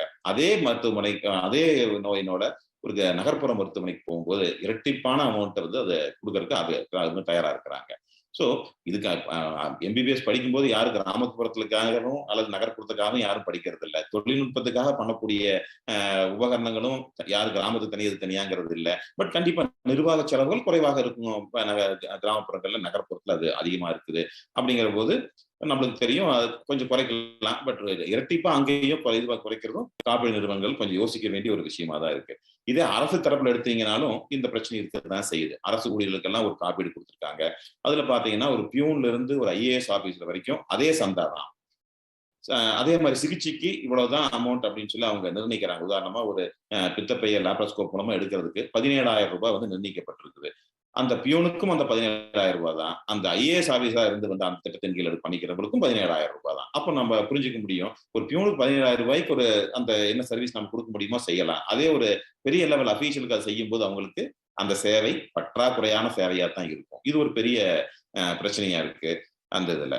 இது எல்லாமே நிறைய மக்கள் இன்சூரன்ஸ்ல போக கமாண்ட் அண்ட் டிமாண்ட் அப்படிங்கிற பாலிசிக்கு அவங்க போக ஆரம்பிக்கிறாங்க. காரணம் என்ன அப்படின்னா அவங்க கிட்ட ஒரு பெரிய பிசினஸ் வால்யூம் இருக்குது. எம்பேனல்ல இந்த ரேட்டுக்கு தான் நீங்க பண்ணணும் அப்படிங்கிற அந்த முன்னெடுப்புக்கும் வராங்க. இதெல்லாம் கொஞ்சம் ஐஆர்டிஏ மற்றும் அரசு மூலமா இதெல்லாம் சரி செய்யப்பட்டா கிராமப்புறங்களுக்கு கண்டிப்பா நல்ல மருத்துவ சேவை சேர்றதுல எந்த ஐயுமே இல்லை. எல்லாமே ஈட்டு தொகையை கொடுக்கறத பொறுத்த வரைக்கும் என்ன பண்றாங்கன்னா அந்த மருத்துவமனை இருக்கக்கூடிய பகுதியை தான் கணக்கிடுறாங்க. எல்லாம் zone A, zone B, zone C அப்படின்னு சொல்லி அதை பிரிக்கிறாங்க. ஜோன் ஏனா நகர்ப்புறம், ஜோன் பினா கிரேட் 2 சிட்டிஸ், அந்த மாதிரி எல்லாம் பிரிக்கிறாங்க. அப்படி பண்ணும்போது அதுக்கு தகுந்த மாதிரி தான் ஈட்டு தொகையும் கொடுக்குறாங்க. ஆனா அந்த மருத்துவமனை எந்த வகையான கட்டமைப்புடன் இருக்குது, கிராமப்புறத்தில் இருந்தாலும் அந்த கட்டமைப்பு நல்ல பெரிய கட்டமைப்பாக இருந்தாலும் அதிகமாக கொடுக்கலாம் அப்படிங்கிற மாதிரி இல்லாம எங்க இருக்குதோ அதை சார்ந்துதான் வரும் அப்படின்னு சொல்லும்போது அந்த சுணக்கம் கொஞ்சம் அந்த இடத்துலயும் இருக்கதான் செய்யுது. ஸோ வரி விதிப்புகளும் சலுகைகளும் பாத்தீங்கன்னா இப்ப எல்லாரும் என்னங்கிறாங்க, மருத்துவத்துறை இன்னைக்கு கமர்ஷியலைஸ் ஆகி போச்சு, அதுல சேவை மனப்பான்மை மக்கள்கிட்ட குறைஞ்சிட்டு வருது அப்படிங்கிறது ஒரு மிகப்பெரிய குற்றச்சாட்டா இருக்கு. ஆனா நாம அதை ஏத்துக்கிறோமோ இல்லையோ, இன்று அரசாங்கமும் சரி, சட்ட ரீதியாகவும் சரி, மருத்துவமும் ஒரு தொழில் துறையே. அப்படிதான் அவங்க சொல்றாங்க. ஸோ அதுக்கு தகுந்த மாதிரி நம்ம மாற வேண்டிய கட்டாய சூழ்நிலைகள் நிறைய இருந்துட்டு தான் வருது. ஏன்னு கேட்டா வரி விதிப்புகள் அப்படித்தான். மருத்துவமனைக்குன்னு எந்த சிறப்பு சலுகையிலும் இந்த வரி விதிப்புல கிடையாது. சொல்லப்போனா ஒரு சின்ன இது என்ன, கிராமப்புறங்கள்ல 100 படுக்கைகளுக்கு மேல ஒரு கட்டமைப்பை உருவாக்கினால் அரசாங்கம் வந்து ஒரு நல்லது ஒரு வரி சலுகையை கொடுக்குறாங்க. அந்த 5 ஆண்டுகள் வரைக்கும் ஒரு சலுகைகள் இருக்குது. ஆனா இதே வந்து ஒரு எம்எஸ்எம்இ செக்டர்ல ஒரு சிப்காட்ல நம்ம ஒரு தொழில் தொடங்குறோம் அதே முதலீட்டுல அப்படின்னு பாத்தீங்கன்னா அதுல கிடைக்கக்கூடிய பிற நன்மைகள் யாதும் நம்ம மருத்துவத்துறைக்கு அது கிடைக்கிறது இல்லை. அப்போ இது வந்து முழுமையாகவே இது வந்து அரசாங்க சைட்ல இருந்து ஒரு பிசினஸா தான் பார்க்கப்படுது. அப்போ அதனால அது மாதிரி ஒரு சூழ்நிலையும் நிலவி கொண்டிருக்கின்றது. இப்ப சமீபத்துல இந்த மருத்துவ கட்டமைப்புகள் கிராமப்புறங்களில் ரொம்ப முக்கியம் இந்த கொரோனா வந்து உணர்த்தியதால என்ன சொல்ல இப்ப அரசாங்கம் வந்து இப்பதான் அதை புரிஞ்சு என்ன சொல்றாங்கன்னா எம்எஸ்எம்இ செக்டர்ல மருத்துவமனையும் சேர்த்துக்கலாம், அதுக்கான அந்த சலுகையிலும் நீ கொடுக்கலாம் அப்படிங்கிற அந்த வசதி இப்போ வந்துட்டு இருக்கு. ஸோ இப்படி வரும்போது இன்னும் நிறைய கிராமப்புற நல்ல மருத்துவ கட்டமைப்புகள் வரதுக்கு வாய்ப்புகள் நல்லா இருக்கு. கிராமப்புற மக்கள் அதனால பயனடைவாங்க. தொழிலாளர் நல சட்டங்கள் பாத்தீங்கன்னா அதுவும் இன் பார்வித் கமர்ஷியல் இன்ஸ்டிடியூஷன்ஸ் அண்ட் இண்டஸ்ட்ரீஸ் தான். அதுக்கு தொழிற்சாலைக்கு நிகரான தொழிலாளர் சட்டங்கள் தான் இதுலயும் பாதிக்கப்படுது. இதுலயும் ஒவ்வொரு துறையை சார்ந்தவங்களுக்கும் அடிப்படை சம்பளம் எவ்வளவு என்பது நிர்ணயிக்கப்பட்டிருக்குது. இதுல பார்த்தா ஒரு நர்ஸுக்கு வந்து ஒரு 20,000 ரூபாய் நிர்ணயிச்சிருக்காங்க அப்படின்னு சொன்னா அதுலயும் கேட்டகரி ஏ பி சி அப்படின்னு பிரிச்சிருக்கிறாங்க, கிராமப்புறம் நகர்ப்புறம் அப்படின்னு சொல்லிட்டு. ஆனா அந்த பிரிவினை இந்த வித்தியாசத்தை பார்த்தீங்கன்னா பெரிய வித்தியாசம் இல்லை. ஒரு சுதாரணமா ஒரு கிராமப்புற மருத்துவமனைக்கு வேலை செய்யக்கூடிய செவிலியருக்கு 20,000 ரூபாய் சம்பளம் கொடுக்கணும்னு அவங்க சொன்னா நகர்ப்புற செவிலியருக்கு 20,800 ரூபாய் அப்படிங்கிறாங்க. ஒரு 800 ரூபாய்க்குள்ளதான் அந்த வித்தியாசமே இருக்கு. அப்போ கிட்டத்தட்ட நம்ம நிர்வாக செலவும் நகர்ப்புற மருத்துவமனைக்கு ஈக்குவலான நிர்வாக செலவுகளே இங்கேயும் வந்துட்டு இருக்குது. இதையும் வந்து அரசாங்கம் சைட்ல கொஞ்சம் யோசிச்சு பார்க்க வேண்டிய ஒரு சமாச்சாரமா தான் இருக்கு. ஜிஎஸ்டி வரி விதிப்பு மருத்துவத்துறைக்கு கிடையாது. ஆனா அது ஏன் அப்படின்னா நம்ம பயன்பெறக்கூடிய மக்களுக்கு ஜிஎஸ்டி போடுவதன் மூலமா சில கஷ்டங்கள் வருது. அதை நேரடியாக அவங்க பே பண்றாங்க, அந்த பயனாளிகள் தான் நேரடியா கட்டுறாங்க அப்படிங்கிறது. ஆனா அது ஒரு பேரடாக்ஸ் என்ன வந்துருச்சு அப்படின்னு சொன்னா நாம மருத்துவமனைகள் வாங்கக்கூடிய அனைத்து மருத்துவ உபகரணங்களுக்கும் ஜிஎஸ்டி உண்டு. அந்த மருத்துவத்தை உபகரணங்களை சரி செய்யக்கூடிய சர்வீசஸ்க்கும் ஜிஎஸ்டி உண்டு. ஆனா ஜிஎஸ்டி நம்ம பேஷண்ட் கிட்ட எதுக்கும் அந்த மாதிரி போகாது. ஸோ அப்படிங்கிற பட்சத்துல யாருக்கு அந்த ஃபைனல் பில் போய் சேரணும்னா பேஷண்ட் கிட்ட தான் மறுபடியும் போகும். அது ஜிஎஸ்டி இல்லாத பிராண்ட்ல போகும்போது சில தொந்தரவுகள் அந்த மாதிரி அதிகமாக இருக்குது அப்படிங்கிறதும் வந்துட்டு இருக்கு. இன்னொரு இது வரி விதிப்புல பாத்தீங்கன்னா ஒருவருக்கு உடைய வருமானத்துல 25,000 ரூபாய் வரைக்கும் தான் மருத்துவ செலவுக்காகவோ அல்லது மருத்துவ செலவு சேர்த்து அந்த மருத்துவத்திற்கான காப்பீட்டுக்காகவோ எடுத்தாங்கன்னா அவங்களுக்கு அந்த வரி சலுகைகள் கொடுக்கப்படுது. அதுக்கு மேல போகும்போது அது வரி கட்டிய பணமாக தான் கொடுக்கணுங்கிற போது அதுலயும் சில சொன்ன கஷ்டங்கள் மக்களுக்கு வந்துட்டு இருக்கு. அனைத்து மருந்துகளுக்கும் வந்து ஜிஎஸ்டி இருக்கு. மருத்துவ பரிசோதனை கிட்டுகளுக்கும் ஜிஎஸ்டி 12%, 5% வரை வந்துட்டு இருக்கு. சட்ட சிக்கல்களும் இப்ப நிறைய வந்துட்டு தான் இருக்குது நம்ம எல்லா மருத்துவமனைகளையும். ஆனா அது தேவையான ஒன்றுதான், நம்ம அதை மறுக்க முடியாது. ஏன்னா நிறைய இடங்கள்ல வந்து இப்ப பிரச்சனைகள் வந்துட்டு இருக்கிறதுனால சட்டம் எல்லாருக்கும் முக்கியமான விஷயம். ஆனா சட்டம் வந்து அவங்களுடைய கண்ணோட்டத்துல எப்படி பாக்குறாங்கன்னா எல்லாத்துக்கும் ஒன்னாதான் அவங்க பார்ப்பாங்க. கிராமப்புறத்துல வந்து ஒரு சிரமமான ஒரு சூழ்நிலை அதை பண்ணாங்க, அதனால இந்த மாதிரி ஒரு தொந்தரவு வந்ததுன்னு யாரும் நினைக்க மாட்டாங்க. அப்ப வந்து ஒரு கட்டாயம் என்ன ஆகுது அப்படின்னா பிரிஸ்கிரைப்டு ஸ்டாண்டர்ட் ட்ரீட்மெண்ட் அப்படிங்கிறது வந்தாக வேண்டிய கட்டாயம். அப்போ அந்த ஸ்டாண்டர்ட் மெயின்டைன் பண்ணோம்னா அதுக்கான கட்டணங்களும் நம்ம அதிகமாயிட்டு போயிட்டு இருக்கு. இன்னொரு பிரச்சனை என்ன அப்படின்னா நுகர்வோர் பாதுகாப்பு சட்டத்தின் கீழ் இந்த மருத்துவத்துறை இருக்கிறதும் ஒரு பெரிய சுணக்கம் இந்த மாதிரியான இடங்கள்ல அது வர்றதுக்கு காரணம். நுகர்வோர் பாதுகாப்பு துறையில நுகர்வோர் தான் ராஜா. இதே நம்ம ஒரு கிரிமினல் சட்டமாக இருந்ததுன்னா ஒரு கொலை குற்றமே செய்திருந்தாலும் அந்த அவர் கொலை செய்தாருன்னு ஒரு குற்றவாளியா நிரூபிக்கப்பட வேண்டியது அந்த லா என்ஃபோர்ஸ்மெண்ட் அத்தாரிட்டிஸோட டியூட்டி. அவர் போலீஸோ அவர் பப்ளிக் ப்ராசிக்யூட்டரோ அதை நிரூபித்தால்தான் அவர் குற்றவாளி. ஆனால் இந்த நுகர்வோர் பாதுகாப்பு சட்டத்தில் ஒருவர் வந்து மருத்துவமனை மேல ஒரு கேஸ் கொடுத்துட்டாருன்னா மருத்துவமனை குற்றவாளி. நான் குற்றவாளி இல்லை என்று மருத்துவமனை தான் அதை ப்ரூவ் பண்ணி வாதாடி அதுல இருந்து வெளியே வர வேண்டும். அது மட்டுமல்ல, ஒரு கிரிமினல் குற்றத்தால் பாதிக்கப்பட்டவர் அந்த எந்த ஏரியாவில் குற்றம் நடந்ததோ அந்த பகுதி போலீஸ் காவல் நிலையத்துல தான் ஒரு வழக்கு பதிஞ்சு அந்த இருக்கக்கூடிய நீதிமன்றத்துல வழக்காடித்தான் மேல போக முடியும். ஆனா இந்த நுகர்வோர் பாதுகாப்பு சட்டத்துல அவங்க ஒரு டிஸ்ட்ரிக்ட் ஃபாரத்துக்கோ அல்லது ஸ்டேட் ஃபாரத்துக்கோ நேஷனல் ஃபாரத்துக்கோ எங்க வேணாலும் போய் அவங்க பணம் கட்டி அது போறது, எங்க பணம் கட்ட முடியுமோ அது கட்டி போனா அங்க போய் வாதிட்டு வர வேண்டியது இந்த மருத்துவத்துறைக்கு ஒரு பெரிய சவாலான ஒரு சமாச்சாரமா இருந்துட்டு இருக்கு. ஸோ இப்படியாக பல கஷ்டங்கள் நம்ம மருத்துவத்துறைக்கு இருந்துட்டு தான் வந்துட்டு இருக்கு. இருந்தாலும் எல்லாருக்கும் இது இந்த மாதிரி கஷ்டங்கள் எல்லா துறையிலும் இருக்குது. இதை கடந்து நம்ம வந்துதானே ஆகணும், அப்படி நம்ம வரணும் அப்படிங்கிறது தான். அப்படி நம்ம வந்தோம். அந்த இதுலயும் நம்ம ஒரு இந்த ஏரியால ஒரு ஸ்தாபனத்தை உருவாக்கணும். சொல்ல போனா ஒரு முதல் முறையாக ஒரு தாலுகா லெவல்ல இப்படிப்பட்ட ஒரு இன்கார்பரேட்டட் கம்பெனியா ஒரு மருத்துவமனை உருவாக்குனதுல ஒரு மிகப்பெரிய பெருமை தான் எங்களுக்கு. அதன் மூலமா நிறைய ஒரு சேவைகள் செய்ய முடிஞ்சது. அந்த கதையை என்னுடைய துணைவியார் திருமதி நந்திதா அவர்கள் கூறுவார்கள். எல்லோருக்கும், நமது கேபிஎன் குளோபல் சொந்தங்களுக்கும் இத்தகைய நிகழ்ச்சியை இன்று வரைக்கும், இன்றும் இனியும் மிக சிரத்தையுடனும் மிக அழகாகவும் தொகுத்து வழங்கிக் கொண்டிருக்கும் நல் உள்ளங்களுக்கும், ஞாயிற்றுக்கிழமை என்றும் பாராமல் எங்களுக்கு செவி கொடுக்க காத்து கொண்டிருக்கும் பொறுமையான உள்ளங்களுக்கு எனது மாலை வணக்கத்தை தெரிவித்துக் கொண்டு எனது கதைக்குள் செல்கிறேன். இது எங்கள் அபிஎஸ்கே மருத்துவமனை உருவான ஒரு கதை. அபிஎஸ்கே மருத்துவமனை இன் ஆணிவேர்கள் எனது மாமா டாக்டர் செந்தில்நாதன் அவர்களும் எனது அத்தை டாக்டர் சுசீலா செந்தில்நாதன் அவர்களே. அவர்கள் அன்று எஸ்கே மருத்துவமனையில் விதைத்த விதைதான் இன்று இவ்வளவு பெரிய மரமாக விரிந்து படர்ந்து வளர்ந்து கொண்டு இருக்கிறது. சுமாராக 20 ஆண்டுகளுக்கு முன்பு எங்களது வழிகாட்டிகளான டாக்டர் செந்தில்நாதன் அவர்களும் சுசீலா செந்தில்நாதன் அவர்களின் சேவையை தொடர நாங்கள் இந்த ஊரில் எங்கள் பயணத்தை இனிதே தொடங்கினோம்.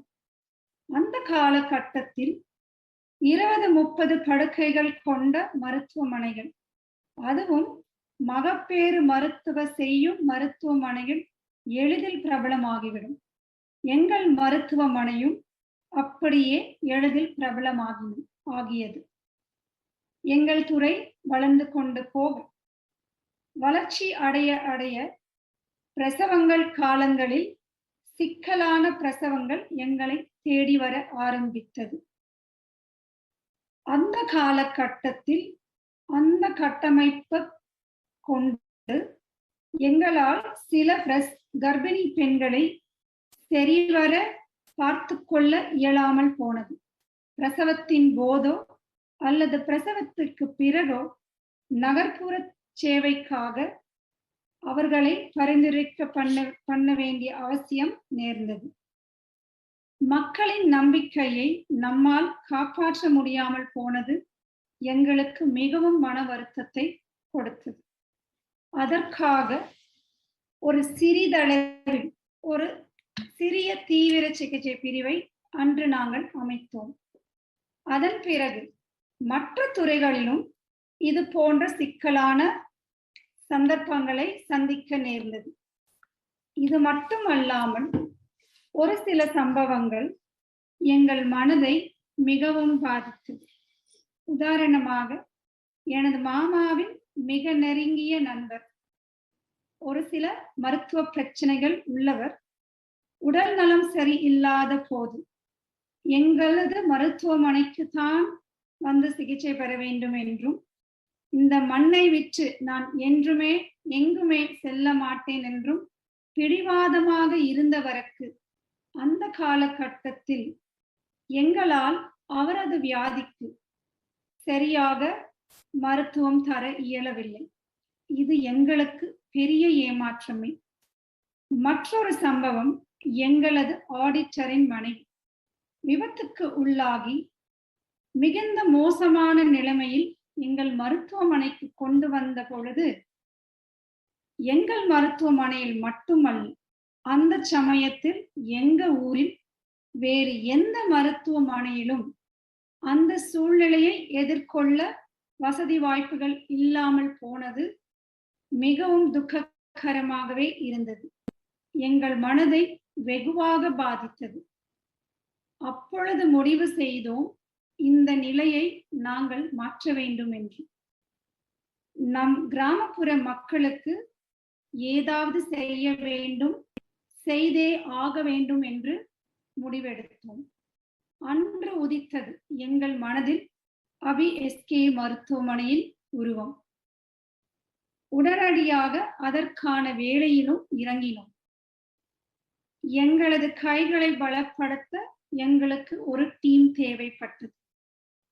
எனது sister in law doctor Kavitha, மகப்பேறு மருத்துவர், அவரது கணவர் டாக்டர் கார்த்திகேயன், குழந்தைகள் நல மருத்துவர் மற்றும் சில மருத்துவர்கள் எங்களுடன் இணைந்து பயணிக்க இசைந்தனர். எனது மாமா டாக்டர் செந்தில்நாதன் அவர்கள் ஒரு தீர்க்கதரிசி என்றே நான் சொல்ல வேண்டும்.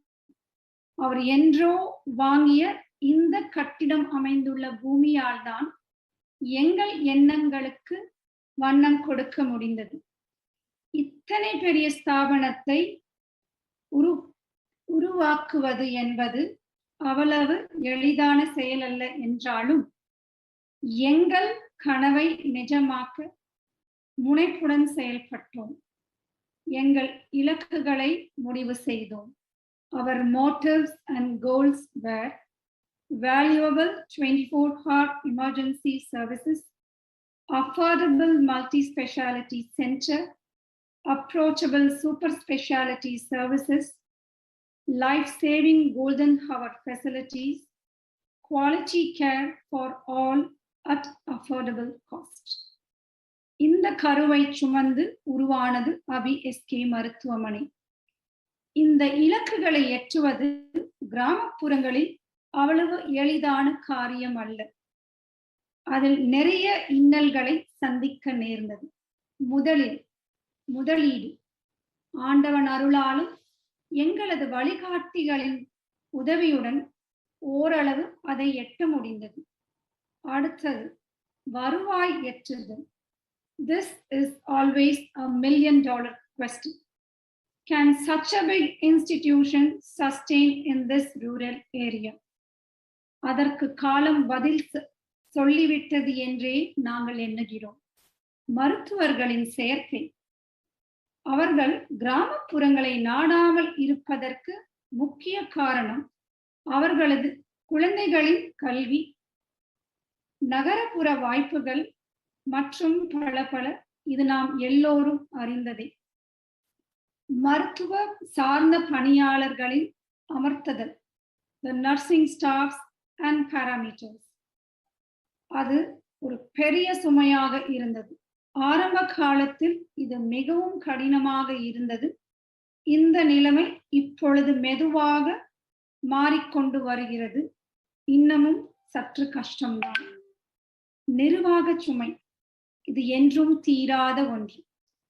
இருப்பினும் நாங்கள் அனைவரும் ஒரு குடும்பமாக செயல்பட்டு எங்கள் இலக்கை நோக்கி பயணித்தோம், வளர்ச்சி அடைந்து வருகிறோம். ஒரு கிராமப்புறத்தில் மகளிர் மற்றும் மகப்பேறு மருத்துவம் தான் முதலில் முக்கியமான ஒரு தேவையாகும். அந்த சேவையில் எங்கள் முயற்சி வெற்றி கண்டது. சுமார் 15,000க்கு மேற்பட்ட பிரசவங்கள் நிகழ்த்தினோம். இந்த சேவைக்காக பெரும்பான்மையான மக்களை நகர்ப்புறம் செல்ல வேண்டிய அவசியத்திலிருந்து வெகுவாக குறைக்க முடிந்தது. பல்வேறு சிக்கலான பிரசவங்களை சுலபமாக இந்த கட்டமைப்பின் காரணத்தால் நிகழ்த்த முடிந்தது. மகளிருக்கான பிரச்சனைகளுக்கும் நல்ல தீர்வு கொடுத்து வந்தோம். இந்த சுற்று வட்டாரத்தில் அருகாமையில் உள்ள ஈரோடு நகரத்தில் கூட இல்லாத 3D லாப்ரோஸ்கோப்பை முதலாக நாங்கள் நிறுவி அதனால் பலரையும் பயனடைய செய்தோம். வெற்றி பாதையில் சென்று கொண்டு இருக்கிறோம். இதை தவிர மற்ற துறைகளையும் விரிவாக்க வேண்டிய சூழல் ஏற்பட்டது. உதாரணமாக கோல்டன் ஹார் ரெஸ்கியூ. அது என்பது முதல் 1 மணி நேரத்திற்குள் மிகவும் ஆபத்தான நிலையில் அவசர சிகிச்சைக்காக வரக்கூடியவர்களுக்கு தேவையான சிகிச்சை செய்தோம் என்றால் உயிர் காக்கப்படும். ஆனால் அதற்கு சிடி ஸ்கேன் மற்றும் எம்ஆர்ஐ ஸ்கேன் போன்ற டயக்னாஸ்டிக் எக்யூப்மெண்ட்ஸ் தேவைப்பட்டது. அதில் சிடி ஸ்கேன் முதலில் நிறுவப்பட்டு பல ஆயிரக்கணக்கான உயிர்கள் காப்பாற்றப்பட்டது. ஆனால் எம்ஆர்ஐ ஸ்கேன் என்பது 7 to 8 கோடி வரை ஆகும். இந்த கிராமப்புறத்தில் அது ஒருவரால் மட்டுமே செய்ய இயலாது என்பதால் வேறு சில மருத்துவர்கள் மற்றும் தொழில்நுட்ப நண்பர்களுடன் இணைந்து கூட்டு முயற்சியில் எம்ஆர்ஐ ஸ்கேனையும் நிறுவினோம். அதுவே பக்கவாதம், அதாவது ஸ்ட்ரோக்கால் பாதிக்கப்பட்டவர்களுக்கு ஒரு பெரிய வரப்பிரசாதமாக அமைந்தது. ஏனென்றால் ஸ்ட்ரோக்கால் பாதிக்கப்பட்டவர்களுக்கு முதல் 3 மணி நேரத்திற்குள் அதற்கான காரணம் கண்டறியப்பட்டு மூளைக்கு செல்லக்கூடிய இரத்த ஓட்டம் அடைப்பட்டதே காரணம் என்று எம்ஆர்ஐ உறுதி செய்யப்பட்டால் உடனடியாக த்ரோம்போலைசிஸ் எனும் உயர்தர நரம்பியல் சிகிச்சை செய்து அதிலிருந்து ஒருவரை முழுமையாக குணப்படுத்த முடியும். இப்படியாக மருத்துவமனை வளர்ச்சி அடைந்து கொண்டு போக மருத்துவர்கள் கைகோர்த்தார்கள், செவிலியர்கள் இணைந்தார்கள், இன்ஃப்ராஸ்ட்ரக்சர் டெவலப் ஆகிக் கொண்டு சென்றது. இந்த மாதிரியான சூழ்நிலையில் உயர்தர இரத்த பரிசோதனைக்காக ஈரோடு அல்லது கோயம்புத்தூருக்கு சாம்பிள்களை அனுப்ப வேண்டி இருந்தது. So there was delay in treatment. இதை சரி செய்வதற்காக அதற்கான நவீன பரிசோதனை கருவிகள் மிகுந்த செலவில் ஏற்படுத்தப்பட்டது. இப்படிப்பட்ட கருவிகளை பொறுத்தவரை மேக்சிமம் சாம்பிள் கெப்பாசிட்டி உபயோகப்படுத்தினால்தான் லாபகரமாக இருக்கும். உதாரணமாக 10 சாம்பிள்களை பரிசோதனை செய்வதற்கும் 100 சாம்பிள்களை பரிசோதனை செய்வதற்கும் ஆகும் செலவும் ஒன்றேதான். இங்கே ஒரே சமயத்தில் அத்தனை சாம்பிள்களுக்கு வாய்ப்பே இல்லை. இருப்பினும் சரியான நேரத்தில் சிகிச்சை அளிக்க வேண்டும் என்ற எண்ணத்தில் லாபம் பாராமல் இருந்தாலும் அதை பொருட்படுத்தாமல் மக்கள் மேல் அந்த சுமையை சுமத்தாமலும் செயல்பட்டு கொண்டு வந்தோம். அதே சமயம் இருதய நோயாளிகளின் எண்ணிக்கை மற்றும் இருதயம் சார்ந்த உபாதைகள் அதிகரித்து கொண்டு இருந்தது. அப்பொழுது தீவிர இருதய சிகிச்சை மருத்துவர் எங்களுடன் கை சேர்ந்தார். அவருடன் இணைந்து முதலாக எங்கள் பகுதியில் ஒரு ஏஞ்சியோ சென்டரை அமைத்தோம். இதனால் பல மாரடைப்பு நோயாளிகளின் உயிர் காக்கப்பட்டது. அது மட்டுமல்லாமல் இருதயம் சார்ந்த பல்வேறு நோயாளிகளுக்கு அருமையான சிகிச்சை வழங்கப்பட்டது.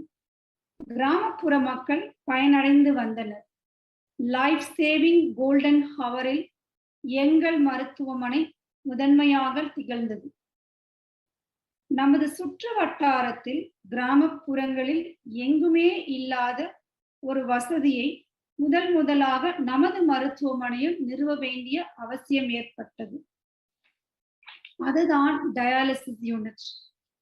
அந்த நேரத்தில் பல கிட்னி ஃபெயிலியர் பேஷண்ட்ஸ் இந்த பகுதியில் இருந்து 50 முதல் 100 கிலோமீட்டர் வரை வாரம் 2 அல்லது 3 நாட்கள் தங்களது சிரமமான உடல்நிலை வைத்துக் கொண்டு ஆள்பலமும் மற்றும் மிகுந்த பணச்செலவும் செய்து பயணிக்க வேண்டிய சூழ்நிலையில் இருந்து இந்த டயாலிசிஸ் யூனிட் மக்களுக்கு ஒரு விடிவு காலம் ஏற்படுத்த முடிந்ததே, அதுவே எங்கள் மனதிற்கு மிகவும் நிறைவான ஒரு விஷயமாகும். பல துறைகள் நிறுவினோம். இருப்பினும் மனதிற்குள் ஒரு ஓரமாக ஏதோ ஒரு குறை இருப்பது போல் ஒரு நெருடல். அதுதான் குழந்தை பாக்கியம் ஏற்படுத்தி தரும் ஒரு மகத்தான துறை.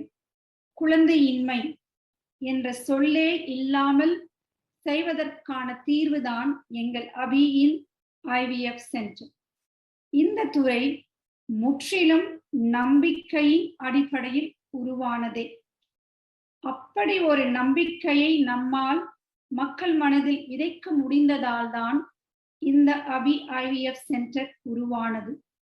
அதே நம்பிக்கையை வைத்துதான் வெற்றி பாதையை நோக்கி பயணித்துக் கொண்டிருக்கிறோம்.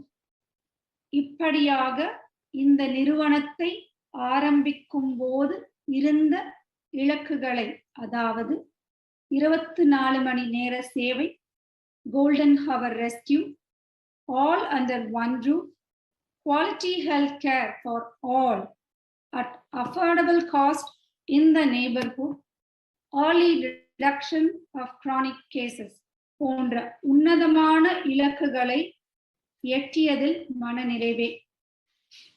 எனது கதையை சுருக்கமாகவும் இனிதே முடித்து விட்டேன் என்றே எண்ணுகிறேன். ஆனால் எங்கள் பயணம் நீண்டது. 20 வருட பயணம். இதில் எத்தனை இன்னல்கள், எத்தனை தடைக்கற்கள். இதை அனைத்தையும் மிகுந்த கவனமாகவும் கடினமாக உழைப்பினாலும் எங்கள் வழிகாட்டியர்களின் அறிவுரையின்படி, மருத்துவர்களின் அயராத உழைப்பினாலும், எங்கள் நர்சிங் ஸ்டாஃப் மற்றும் பாராமெடிக்ஸின் சுயநலமற்ற சேவையினாலும், எங்கள் நிர்வாகத்தின் உத்வேகத்தினாலும், ஆண்டவனின் அருளாலும், மேலே இருந்து எனது தந்தை எங்களுக்கு ஆசி வழங்கிக் இருப்பதினாலும், எங்களது குலதெய்வம் செல்லாண்டி அம்மனின் துணையோடு அத்தனை தடை கற்களையும் படிக்கற்களாக மாற்றிக்கொண்டு வருகிறோம். மக்கள் சேவையே மகேசன் சேவை என்ற உன்னதமான கருத்தில் எங்கள் மனதில் பதித்து, தன்னலமற்ற ஆத்மார்த்தமான சேவையை இந்த கிராமப்புற மக்களுக்கு கொடுக்க போகிறோம் என்றும் நம்பிக்கையுடன் எனது உரையை முடித்துக் கொள்கிறேன். வாய்ப்பு அமைத்து கொடுத்த KBN குளோபல் சொந்தங்களுக்கும் செவி கொடுத்த நண்பர்களுக்கும் எனது மனமார்ந்த நன்றியை உரித்தாக்கிக் கொள்கிறேன். மிகவும் ஒரு தெளிவான ஒரு எழுச்சிமிக்க உரை என்றே சொல்ல வேண்டும். 2 மருத்துவர்கள், தம்பதியினர்கள், அவர்கள் ஆரம்பம் முதல் இந்த உரை முடித்த கடைசி நிமிடம் வரை ஒரு குட்டி கதை அப்படின்னு ஒரு கான்செப்ட்ல சொல்லி, ஒரு மருத்துவ துறையில எப்படி முன்னோடியாக ஒரு கிராமப்புறத்தில் நாம் செயலாற்றுவதற்கு ஒரு எண்ணம், ஒரு விதை விதைத்தாலும் அந்த எண்ணத்தை நாம் செயலாக்கி வெற்றி காண வேண்டும் என்றால் எவ்வளவு தடை கற்களை நம்ம பார்த்து, பல இன்னல்களை சந்தித்து, அதன் மூலம் நம்ம மக்களுக்கு ஒரு சேவை செய்ய வேண்டும் அப்படிங்கிற ஒரு கான்செப்ட் சொன்னாங்க. டெஃபினட்டா இன்றைய நவீன உலகில் there is nothing called free lunch. இந்த மாதிரி ஒரு கான்செப்ட் நிறைய பேர் கேள்விப்பட்டிருப்பீங்க. இலவசம் அப்படிங்கிறதுக்கு பின்னாடி பல விஷயங்கள் அல்லது பல சிக்கல்கள் இருக்கும். பட் ஒரு விஷயத்த நம்ம உலக லெவல்ல இருக்கக்கூடிய ஒரு குவாலிட்டி ஹாஸ்பிட்டல் நம்ம நிர்வகிக்க வேண்டும் என்றால் கண்டிப்பாக குறைந்தபட்சமாவது நம் ஒரு ஃபீஸ் அல்லது ஒரு சார்ஜஸ் நம்ம பேர் பண்ணினாதான் அந்த ஒரு மருத்துவமனையும் எவ்வாறு சிறப்பாக இயங்க முடியும். அது போக எவ்விதமான ஒரு டாக்ஸ் ஸ்ட்ரக்சர் இருக்கு அப்படின்ற இன்றைய ஒரு விஷயத்தையும் இன்றைய சிறப்பு விருந்தினர்கள் மிக தெளிவாக நமக்கு சொன்னாங்க. நிறைய மக்களுக்கு நிறைய சந்தேகங்கள் இருக்கும்.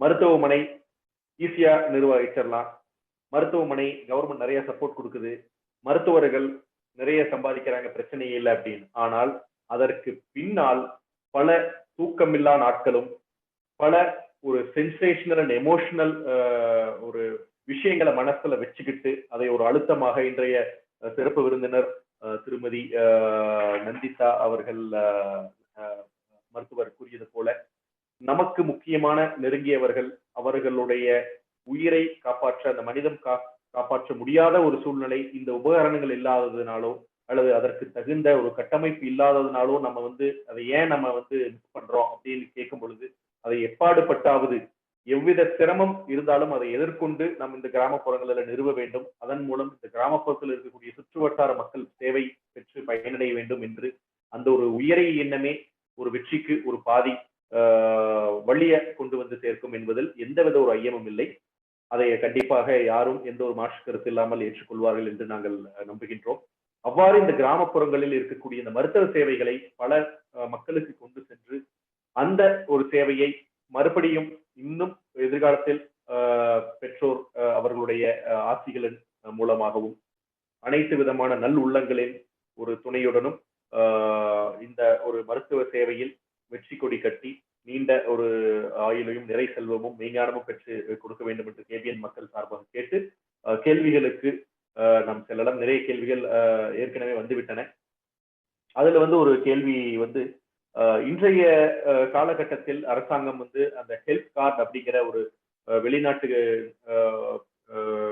வெளிநாடுகளுக்கு இணையாக அந்த ஹெல்த் கார்டுல அந்த பேஷண்டோட எல்லா டீடைல்ஸும் ஸ்டோர் பண்ணி அவங்க எந்த ஹாஸ்பிட்டல் போனாலும் ஒரு ஜெனரலைஸ் ஒரு ப்ரொசீஜரல் சிஸ்டம் மாதிரி கொண்டு போகணும்னு விருப்பப்பட்டு கொண்டு வந்திருக்காங்க. அதை பத்தி ஒரு ஃபியூ வேர்ட்ஸ் உங்க மூலியமா உங்களுடைய அறிவுரைகளோ அல்லது உங்களுடைய கைட்லைன்ஸ் எப்படி இருக்கும் அப்படிங்கிறத மக்களுக்கு நம்ம சொந்தங்களுக்கு தெரிவிக்க வேண்டும் கேட்டுக்கொள்கிறோம். நம்ம அரசு மருத்துவமனையை பொறுத்த வரைக்கும் தமிழகத்துல எல்லாமே கம்ப்யூட்டரைஸ் பண்ணிட்டாங்க. ஒரு அரசு மருத்துவமனைக்கு செல்லக்கூடிய நோயாளி அவர் அங்க அந்த அரசு மருத்துவமனை என்னென்ன ட்ரீட்மெண்ட் எடுக்கிறாரோ அந்த கார்டு அந்த நம்பர் வச்சுட்டு தமிழகத்தில் இருக்கக்கூடிய எல்லா அரசு மருத்துவமனைகளும் அதே சேவையை அவங்க அந்த பயன்பெற முடியும். என்ன மருந்துகள் அவங்க வாங்கினாங்க அப்படிங்கிறதும் அதுல ஸ்டோர் ஆயிருது. இது ஒரு மிகப்பெரிய டாஸ்க் தான். நம்ம ஒரு 25 டாக்டர்ஸ் வச்சுட்டு நம்ம பண்ணக்கூடிய ஹாஸ்பிட்டல்லே நாங்க ரொம்ப திணறி கொண்டிருக்கும் போது இத்தனை பலாயிரக்கணக்கான டாக்டர்களை நிர்வகிக்கக்கூடிய தமிழக அரசு மருத்துவமனைகள் அது பண்றாங்க அப்படிங்கிறது மிக ஒரு உன்னதமான ஒரு செயல் தான். ஏன்னா நிறைய இப்ப பெரிய பிரச்சனையே ரெக்கார்ட்ஸ் மெயின்டெனன்ஸ் ரொம்ப சிரமமான சமாச்சாரம். அதை கீழ்த்தட்டு மக்கள் சரியாக செய்ய மாட்டாங்க. அப்போ என்ன மருந்துகள் அவங்களுக்கு கிடைச்சிட்டு இருக்குது, தொடர்ச்சியான மருந்துகள் அது மாதிரி வருதாங்கிற போது இந்த முறை கண்டிப்பாக அவங்களுக்கு அந்த மருத்துவத்துடைய தரத்தை உயர்த்துறதுக்கு உறுதுணையா இருக்கும். அது தெளிவான ஒரு பதில் கொடுத்திருக்கீங்க. அடுத்தது முக்கியமான இன்னொரு கேள்வி, இந்த இன்னுயிர் காப்போம் 48 அப்படிங்கிற அந்த ஒரு திட்டத்துல எந்த ஒரு நபரோ விபத்தில் அடிபட்டா அந்த 48 மணி நேரத்திற்கு உண்டான மருத்துவ செலவுகளை அரசாங்கம் எவ்வித ஒரு கலைஞர் காப்பீட்டு திட்டமோ அல்லது அம்மா மருத்துவர் காப்பீட்டு திட்டமோ அல்லது ஏதாவது ஒரு பிரைவேட் டிபார்ட்மெண்ட்ல இருக்கக்கூடிய ஹெல்த் இன்சூரன்ஸ் கம்பெனில ஸ்டார் ஹெல்த் இந்த மாதிரி இருக்கக்கூடிய எந்தவித மருத்துவ காப்பீடு இல்லாமல் இருந்தாலும் அவர்களுக்கு கொடுக்கப்படுமா அல்லது நம்ம அதை பின்பற்ற என்னென்ன செய்ய வேண்டும் அப்படின்னு ஒரு கேள்வி கேட்டிருக்காங்க. அதுதான் இந்த திட்டத்தினுடைய உன்னதமான அம்சமே. என்னன்னு சொன்னா இப்போ தமிழக அரசு என்ன சொல்லியிருக்காங்கன்னா, யார் ஒருத்தர் அடிபட்டு உயிருக்காக போராடிட்டு இருந்தாலும் அவங்க எந்த மாநிலத்தை சார்ந்தவர்கள் வேணாலும் இருக்கலாம். அவங்க தமிழகத்தை சார்ந்தவர்களா தான் இருக்கணுங்கிறது கிடையாது. எந்த மாநிலத்தை சார்ந்தவர்கள் வேணாலும் இருக்கலாம். அவங்களுக்கு எந்த ஒரு காப்பீடு அட்டையும் தேவையில்லை. அவங்க அட்மிஷன் ஆன உடனேயும் 48 மணி நேரத்துக்கு தேவைப்படக்கூடிய எக்ஸ்ரே, இசிஜி, சிடி ஸ்கேன், உயிர் காக்கும் சிகிச்சைகள் சாதாரண சிகிச்சைகள் பண்ண முடியாது. 48 மணி நேரத்துக்குள்ள அறுவை சிகிச்சை செஞ்சு உயிர் காத்தே ஆக வேணும் அப்படின்னு சொல்லக்கூடிய ஒரு ஐசிடி போடுறது, மூளையில் தலைக்காயம் ஏற்பட்டு உடனடியாக அந்த ரத்தத்தை வெளியெடுக்க வேண்டிய ஒரு சூழ்நிலை, இந்த மாதிரி இருக்கிறதுக்கெல்லாம் இலவசமாக ட்ரீட்மெண்ட் கொடுக்க சொல்றாங்க. அதுக்கான ரீஎம்பர்ஸ்மெண்ட்டை சில எம்பேனல் ஹாஸ்பிட்டல்ஸ் மூலமா அது பண்றதுக்கு அனுமதி கொடுத்துருக்காங்க. இது யார் வேணா எடுத்துக்கலாம். அவங்க அந்த கீழ்த்தட்டு மக்கள், மேல்தட்டு மக்கள் அந்த மாதிரியான பாகுபாடு எதுவுமே இல்லை. இதுதான் அதனுடைய முக்கியத்துவம். இது ரொம்ப முக்கியமான சமாச்சாரம். இந்த சேவை ரீஎம்பர்ஸ்மெண்ட் மாதிரி தான் கிடைக்குங்களா இல்லது கேஷ்லெஸ் ஃபெசிலிட்டி மாதிரி அந்த நோயாளி எடுத்துக்கலாமா? இது அந்த எம்பேனல்டு மருத்துவமனைகள்ல கேஷ்லெஸ் ஃபெசிலிட்டியா அது அவைலபிளா இருக்குது. அவங்க ஒவ்வொரு சிகிச்சைக்குமான இழப்பீடு ஈட்டு தொகையை நிர்ணயிச்சிருக்கிறாங்க. ஒரு வராங்க, கால் எலும்பு முறிஞ்சிருச்சு, ஒரு மாவு கட்டு போடணும் அப்படின்னு சொன்னா அதுக்கான விலையை நிர்ணயிச்சிருக்காங்க. அந்த ஈட்டு தொகையை நிர்ணயிச்சிருக்காங்க. ஒரு அறுவை சிகிச்சை செஞ்சாகணும்னா அதுக்கானது நிர்ணயிச்சிருக்காங்க. ஒரு 81 சிகிச்சைகளை அவங்க வரையறுத்திருக்கிறாங்க. அதுக்குள்ள செய்ய வேண்டியது எல்லாமே கட்டணம் இல்லாமல் அவங்க செஞ்சுக்கலாம். தெளிவான ஒரு பதில் கொடுத்திருக்கீங்க. அடுத்தது இந்த காணொலியை நாங்க முக்கியமா கொண்டு வந்ததுல இந்த ஒரு கேள்வி வரும் அப்படின்ற எதிர்பார்த்து தான் நாங்க ரொம்ப ஆசையாக இந்த காணொலியை நாங்க வச்சிருந்தோம். அந்த கேள்வி நம்ம கேபிஎன் அப்படின்றது ஒரு பிசினஸ் நெட்வொர்க் சார்ந்த ஒரு அமைப்பாக இருக்கும் பொழுது கிராமப்புறத்துல இருக்கக்கூடிய மருத்துவ வசதிகளை பத்தி இந்த ஒரு டைட்டில் வச்சிருக்கீங்களே அப்படின்னு நிறைய சொந்தங்கள் எங்கள்கிட்ட கேட்டாங்க. பட் இந்த கேள்வி வந்தது எங்களுக்கு மிக சந்தோஷம். இந்த கேள்விக்காக தான் இந்த டைட்டிலை வச்சோம். அது என்னன்னா, மருத்துவ உபகரணங்களை, உதிரி பாகங்களின் தேவைகள் பற்றி நீங்க எங்களுக்கு கூறுங்கள். அதை தயாரிக்கும் திறன் பற்றி நாங்க வந்து என்ன விதமான தயாரிப்பு திறன் நம்ம கொண்டு வரணும், நம்ம மேக் இன் இந்தியால நிறைய இன்னல்கள் நம்ம கரெக்டா மேட்ச் பண்ண முடியல அப்படின்ற ஒரு உங்களுடைய ஒரு கருத்துக்களையும் தெரிவித்திருந்தீர்கள். ஸோ இதுல வந்து நிறைய சொந்தங்கள் வந்து நம்ம கோயம்புத்தூர் பேஸ்ட் இல்ல மல்டி கண்ட்ரியில இருக்காங்க. அவர்களுக்கு வந்து நிறைய பேர் சயின்டிஸ்டாகவும் நிறைய பேர் வந்து தொழில் இந்த மருத்துவ உபகரணங்கள் தயாரிக்கும் தொழிலிலும் இருப்பதனால் அவர்கள் இந்த காணொலியில இணைஞ்சிருக்காங்க. அவர்கள் வந்து கேட்கும் ஒரு கேள்வி என்னன்னா, இந்த உபகரணங்கள் எந்த விதமான உதிரி பாகங்கள் நம்ம தேவை இருக்கு, அதைய நீங்க பற்றி கூறுனீங்கன்னா நாங்க அதுக்கு மேற்கொண்டு நாங்க எங்களுடைய முயற்சிகள் தொடருவோம் அப்படின்னு கேட்டிருக்காங்க.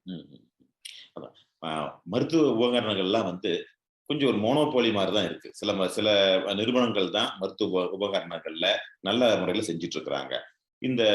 அந்த நிறுவனங்களை பொறுத்த வரைக்கும் அந்த உபரி பாகங்கள் சேல்ஸ் பண்றதும் அதுக்கான சர்வீஸ் பண்றதுலயும் மிகப்பெரிய ஒரு தொகையை ஈட்டிட்டு இருக்கிறாங்க. அதனால அந்த ஒரு மிஷின் சேல்ஸ் பண்ணிட்டாங்கன்னா அதனுடைய உபரி பாகங்கள் நம்ம வெளியிருந்து வாங்குறத அவங்க அனுமதிக்கிறதும் இல்லை, அதை தடுக்கவும் செய்யறாங்க. இது அவங்களுடைய தொழில் சார்ந்த பிரச்சனையா தான் இருக்கு. ஸோ நம்ம வேறொரு கம்பெனி தயாரிச்சு கொடுக்குற ஒரு உபகரணத்துக்கு அதற்கான உதிரி பாகங்களை நாம செஞ்சு பண்றதுங்கிறது கொஞ்சம் சிரமத்தை கொடுக்கும். காரணம் என்ன அப்படின்னா, நாம ஒன்ஸ் அந்த உள்ள இருக்கிற பார்ட்டை மாத்திட்டோம்னா அதனுடைய வாரண்டி வந்து அவங்க கேன்சல் பண்ணிடுவாங்க.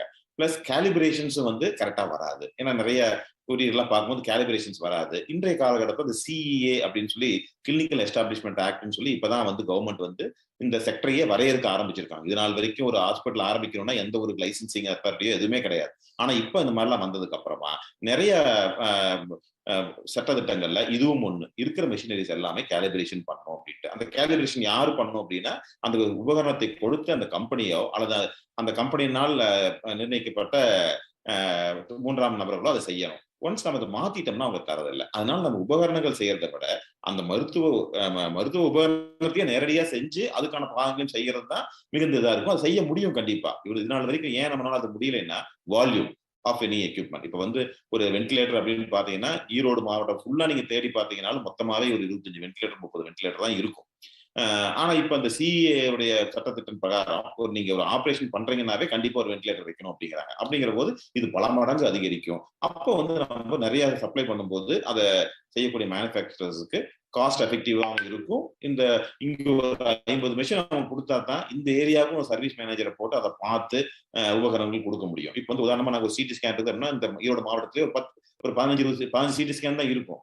இதுக்காக அந்த தோஷிபா கம்பெனியோ அல்லது ஒரு ஜிஇ கம்பெனியோ இந்த ஏரியாவில் ஒருத்தர் வைக்க முடியுமானா முடியாது. அவங்க கோவை மாநகர்லயோ அல்லது சென்னையில இருந்து தான் ஆளுக்கு வந்து பார்க்க வேண்டியதா இருக்கு.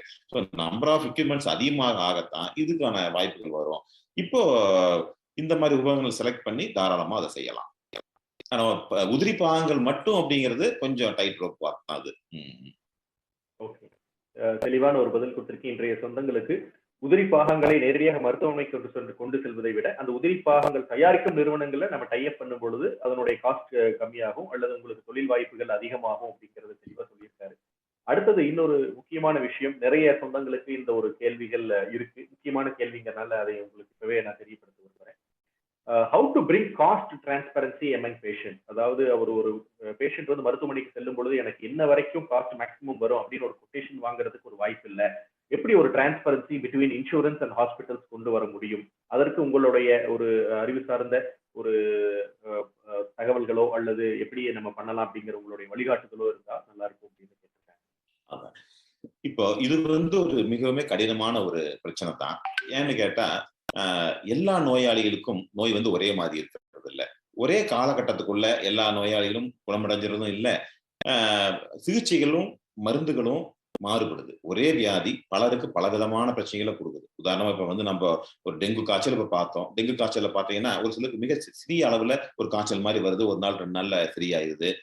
ஒரு சிலருக்கு பார்த்தோம்னா ஐசியூ வரைக்கும் போயிட்டு வர வேண்டியதா இருக்குது. இன்னொரு சிலருக்கு பார்த்தோம்னா அவங்க உயிரை இழக்கக்கூடிய சூழ்நிலையே ஏற்படுது. ஆனா ஒரே நோய் தான். பல மனிதர்களுக்கு பல விதமா அது வருது. சோ ஆனா காப்பீடு நிறுவனங்கள் என்ன பண்ண முடியும்? அவங்க ஒரு வரையறை தான் கொடுக்க முடியுமா ஒழிய ஒரு கன்சென்சஸ் எடுத்து கொடுத்து ஆகணும் அவங்க.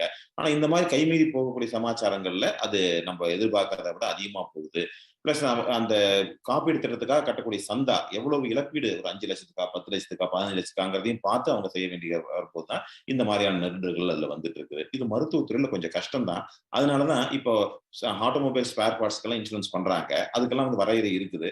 ஏன்னா அது மீறி போனா என்ன பண்ணுவாங்க, அந்த பார்ட்டை மாத்திடுவாங்க. அதுக்கான மேக்சிமம் காஸ்ட் என்ன அதை அவங்க கொடுத்துருவாங்க. ஸோ அது ஈஸியா போயிருது. ஆனா மருத்துவத்துறையில அப்படி எதுவும் பண்ண முடியாது. அதனாலதான் ஐஆர்டிஏன்னு சொல்லக்கூடிய ரெகுலேட்டரி அத்தாரிட்டி என்ன சொல்லியிருக்குது அப்படின்னா, எந்த ஒரு மருத்துவ செலவினத்துக்கும் அந்த கேப்பிங் பண்ணக்கூடாது அப்படிங்கிறாங்க. விலையை நிர்ணயிக்காதீங்க அப்படின்னு சொல்றாங்க. ஏன்னா நிர்ணயிச்சிட்டாங்கன்னா, இப்ப எங்களுக்கு வந்து ஒரு பேஷண்ட் கொடுக்குறாங்க அப்பெண்டிக்ஸ், இப்ப வந்து அது மறைமுகமா நடந்துட்டு தான் இருக்குது, இல்லைன்னு சொல்லல. பட் அது வந்து ஐஆர்டிஏவுடைய அறிவுறுத்தல் பிரகாரம் அப்படி இருக்கக்கூடாதுன்னு சொல்றாங்க. ஒரு பேஷண்ட் என்கிட்ட கொடுத்து அப்பெண்டிக்ஸ் இருக்குது எங்களுக்கு பண்ணுங்க அப்படின்னு சொன்னா, அதுக்கு வந்து 30,000 ரூபாய் கொடுக்குறோம் அவங்க சொல்லிட்டாங்கன்னா, நான் என்ன பண்ணணும், அந்த 30,000 ரூபாய்க்குள்ள என்ன முடியுமோ அதை தான் பண்ண வேண்டியதா இருக்குது. இதுக்கு மேல போகும்போது அந்த இன்சூரன்ஸ் வந்து இல்ல நீங்க அதை இவ்வளவுதான் அவங்களுக்கு மேக்ஸிமம் பேயபிள் அமௌண்ட் இவ்வளவுதான், நீங்க அதை செய்ய அப்படின்னு சொல்லும்போது சில சுணக்கங்கள் அதுல வருது.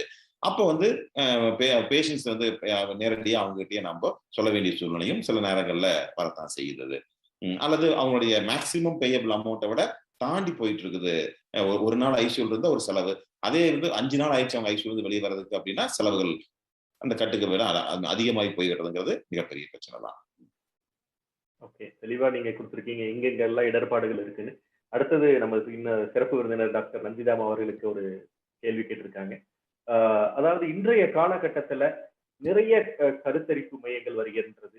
அது வந்து எந்த ஒரு ஆண்மை சம்பந்தப்பட்ட விஷயங்களோ அல்லது பெண்மை அவர்களுடைய கருத்தரிப்பும் சம்பந்தப்பட்ட விஷயங்களோ நேரடியாக உணவு முறை பழக்க வழக்கங்களால தான் வருதா, இல்ல வேற எது காரணங்கள் இருக்கிறதா அப்படின்ற ஒரு கேள்வி கேட்டிருக்காங்க. குழந்தையின்மை காரணத்தை தானே கேட்கிறீர்கள்? ஆமாங்க, குழந்தையின்மை காரணம் ஆண் பெண் இருவருக்கும் உணவு சார்ந்த காரணங்களால மட்டும் வருதா, இல்ல வேறு காரணங்கள் ஏதாவது இருக்கிற காரணங்களால இருக்கா அப்படிங்கறத பத்தி ஒரு தெளிவான உணவு சார்ந்த காரணங்களை காட்டிலும் நம்ம என்விரான்மெண்டல் பொல்யூஷனே ஒரு பெரிய காரணம். நாங்க ஃபர்ஸ்ட் பிராக்டிஸ் ஆரம்பிக்கும் பொழுது பார்த்தோம்னா நிறைய பெண்மைக்கான குறைபாடுகள் தான் அதிகம். இப்போ பாத்தீங்கன்னா ஈக்குவலா ஆண்களுக்கும் குறைபாடுகள் அதிகமாகிக் கொண்டே போகிறது. இதற்கு முக்கியமான காரணம் நம்ம என்விரான்மெண்டல் பொல்யூஷன் என்றுதான் கூற வேண்டும். எதிலும் பொல்யூஷன், நம்ம சாப்பிடக்கூடிய சாப்பாடு, குடிக்கக்கூடிய தண்ணி, அவர்கள் வேலை செய்யக்கூடிய என்விரான்மெண்ட், இதுதான் முக்கிய காரணமாக இருக்கிறதோ தவிர உணவு முறைகளால குறைபாடுகள் வருவதற்கான வாய்ப்புகள் மிக குறைவுதான். பொல்யூஷனே ஒரு முக்கியமான காரணமாக தான் இருக்க வேண்டும். அதை சார்ந்த இன்னொரு தொடர் கேள்வி, அதிகமான மது பழக்கம், அதிகமான புகைப்பழக்கம், இந்த மாதிரி இருக்கிற காரணங்களால அந்த ஒரு குழந்தையின்மைக்கு வருவதற்கு உண்டான வாய்ப்புகள் இருக்கா அப்படின்ற மாதிரி கட்டாயம் ஒபிசிட்டி பெண்களுக்கு அது ஒரு பெரிய குறைபாடாக இருக்கிறது. மது பழக்கம், சிகரெட் பிடித்தல், இது வந்து அணுக்களின் விந்தில் இருக்கும் அணுக்களின் அளவை, செயல்பாட்டை எல்லாம் மிகவும் குறைத்துவிடும். மது பழக்கம் ஆகவே ஆகாது. அதுபோல் சிகரெட் பிடிப்பது, புகையிலை போடுவது, இது எல்லாமே என்ன சொல்றது, செமனில் வரக்கூடிய ஸ்பெர்ம்ஸின் எண்ணிக்கையை, மொட்டிலிட்டி, மார்பாலஜி எல்லாத்தையும் மிகவும் பாதித்துவிடும். ஓகே, அடுத்தது முக்கியமா ஒரு குடும்ப நண்பர் வந்து ஒரு கேள்வி கேட்டிருக்காருங்க. ஏன் மருத்துவர்கள் ஆண் மருத்துவர்களாக இருந்தால் பெண் மருத்துவர்களாக இருப்பவர்களே திருமணம் செய்து கொள்ளணும்னு நினைக்கிறாங்க, அல்லது பெண் மருத்துவர்கள் ஏன் மருத்துவர்களா இருக்கக்கூடிய ஆண்களே திருமணம் செய்துக்கணும்னு நினைக்கிறாங்க, அதுக்கு என்ன காரணம் அப்படின்னு கேள்வி வச்சிருக்காங்க. இல்லைங்க, இப்பெல்லாம் மாறிட்டாங்க. முதல்ல அப்படிதான் இருந்துச்சு. எங்க காலத்துல டாக்டர் பெண்ணா டாக்டர் மாப்பிள்ளை தான் கட்டணும், இல்லாட்டி யூ கேனாட் சர்வைவ் அப்படிங்கிற மாதிரி. இப்பொழுது அது ரொம்பவே மாறிக்கொண்டு இருக்கிறது. இல்ல, அது புரிதல் வந்து நல்லா இருக்கும் அப்படிங்கிறது ஒரு முக்கியமான காரணம். அடுத்தது தொழில் நிமித்தமா பார்க்கும்போது பாத்தீங்கன்னா, ஒரு குடும்பமா செயல்படும் போது தொழில் வந்து நல்லா பண்ண முடியும், ஒரு ஒத்தாசை இருக்கும். இப்ப எங்க மாதிரி கிராமப்புறங்கள்ல வந்து செட்டில் ஆகிறவங்களுக்கு குடும்பமா இருந்துதான் எல்லாமே நம்ம செய்ய முடியுது. இப்ப எங்க குடும்பத்திலேயே இப்ப 6 பேர் மருத்துவர்கள் இருக்கிறோம் அப்படின்னா, அதனாலதான் எங்க கை வந்து பலமா இருக்குது. நம்மளால எதையும் செய்ய முடியுங்கிற நிலைமை வருது. தனியா இருக்கும்போது கொஞ்சம் சிரமமா தான் இருக்கும். அதனாலதான் அந்த இது ஒரு காலகட்டத்தில் இருந்துச்சு. இப்ப வந்து கூட்டமைப்புகள் அதிகமா இருக்கிறதுனால அந்த தேவைகள் குறைஞ்சிட்டு வருது. ஓகே. இதை சார்ந்த அடுத்த ஒரு கேள்வி கேட்டிருக்காங்க. இந்த மாதிரி மருத்துவர்கள் கணவர் மனைவி 2 பேருமே ஒரு மருத்துவமனையிலேயோ அல்லது தொழில் சார்ந்த ஏன்னா மருத்துவர் அப்படிங்கிறத தாண்டி நிறைய நம்ம சொந்தங்கள் வந்து கணவர் மனைவி 2 பேருமே தொழிலையோ அல்லது வியாபாரத்திலேயோ அல்லது வேறு ஏதாவது வேலை வாய்ப்புகளையோ இருந்து 2 பேருமே வேலைக்கு சென்று வரும்பொழுது அந்த ஒர்க் லைஃப் பேலன்ஸ் அப்படிங்கிறது ஒரு பண்ண முடியாத ஒரு சூழ்நிலை இருக்கு. நீங்க எப்படி அதை அச்சீவ் பண்றீங்க? உங்களுடைய ஆலோசனைகள் இந்த மாதிரி வேலை செய்து கொண்டு இருக்கக்கூடிய தம்பதியினருக்கு எந்த மாதிரி நம்ம ஒர்க் லைஃப் பேலன்ஸ் பண்ணணும், எப்படி family and business or profession or job இதை எப்படி நம்ம மேனேஜ் பண்றது அப்படிங்கிற உங்களுடைய ஆலோசனைகள்? ஒரே மருந்து கூட்டு குடும்பம் தான். கூட்டு குடும்ப வாழ்க்கை தான் அதுல மிகப்பெரிய மருந்தா இருக்கு. அதுல அதாவது 20 ஆண்டுகளுக்கு முன்னாடி நாங்க 2 பேரும் வந்து வேலையை ஆரம்பிக்கும் போது எங்களுடைய தாய் வந்து அவங்களும் ஒரு டாக்டர் தான், ஒரு மிகச்சிறந்த கைனகாலஜிஸ்டா இருந்தாங்க. நிறைய மகப்பேறு மருத்துவம் இந்த பகுதியில பார்த்த ஒரு மருத்துவர். அப்படி இருந்துமே எனது மனைவி வேலையை ஆரம்பிச்ச உடனேயுமே அவங்க வேலையை விட்டுட்டாங்க. எதுக்கு அப்படின்னா எங்க குழந்தைகள் சின்னதா இருந்தாங்க, பேர குழந்தைகளை வளர்த்தணும், அவங்களை நல்ல நெறிமுறைப்படுத்தி கொண்டு வரணும் அப்படின்னு சொன்னதுனாலதான் அவங்க இன்னைக்கு வந்து நல்ல முறையில வந்திருக்காங்கன்னு நாங்க நினைக்கிறோம். சொல்ல போனா எங்களுக்கு வந்து ஒரு 18 மணி நேரத்துல 20 மணி நேரம் நாங்க 2 பேருமே மருத்துவமனையில் தான் சிறப்பு வீட்டுல விட. அப்படி இருக்கும் பட்சத்துல எங்க குழந்தைகள் வந்து என்னைக்குமே அந்த ஒரு குறைபாடா அவங்க நினைச்சதே கிடையாது. காரணம் என்னன்னா எங்களுடைய அம்மா பார்த்துக்கிட்டது தான். அதே மாதிரி நாங்க குழந்தைகளா இருக்கும்போது எங்க அம்மா பார்த்தது இல்ல, எங்களுடைய அம்மாயி தான் பாத்துக்குவாங்க, ஆத்தா பாத்துக்குவாங்க, அந்த மாதிரியான சூழ்நிலை. சோ இதுக்கான பதில் வந்து கூட்டு குடும்ப வாழ்க்கை தான் இதுக்கு ஒரு சிறந்த பதிலா அமையும் நினைக்கிறோம். கண்டிப்பாக. ஏன்னா நிறைய இதற்கு முன்னால் நம்ம கேபிஎன் குழுமத்துல காணொலி வாயிலாக பேசிய மிகப்பெரிய சாதனையாளர்களும் உங்களுடைய சாதனை எப்படி நீங்க அச்சீவ் பண்ண முடிஞ்சது, குடும்ப வாழ்க்கையில பிரச்சனைகள் வரலையா அப்படின்னு சொன்னதுக்கு அவங்க ஒரே பதில் சொன்னது கூட்டு குடும்பம், அந்த குடும்பத்துல எந்த வேற்றுமையும் இல்லாமல் ஒற்றுமையாக இருந்ததனாலதான் நாங்க சாதிக்க முடியுதுன்னு சொல்லியிருந்தாங்க. அதையே நீங்களும் சொல்லியிருக்கிற காரணத்தினால கண்டிப்பாக அது ஒரு வெற்றிக்கு உண்டான ஒரு முக்கிய உந்து காரணியாக தான் இருக்கும் என்று நம்ம சொந்தங்களுக்கு கண்டிப்பாக இதன் மூலம் தெரிஞ்சிருக்கும். அடுத்த முக்கியமான இன்னொரு ஒரு கஷ்டமான ஒரு கால சூழ்நிலைக்கு ஏற்ற ஒரு கேள்வி ஒரு சொந்தம் கேட்டிருக்காரு. அதாவது அலோபதி முறை கேள்விப்பட்டிருக்கோம், ஹோமியோபதி முறை கேள்விப்பட்டிருக்கிறோம்.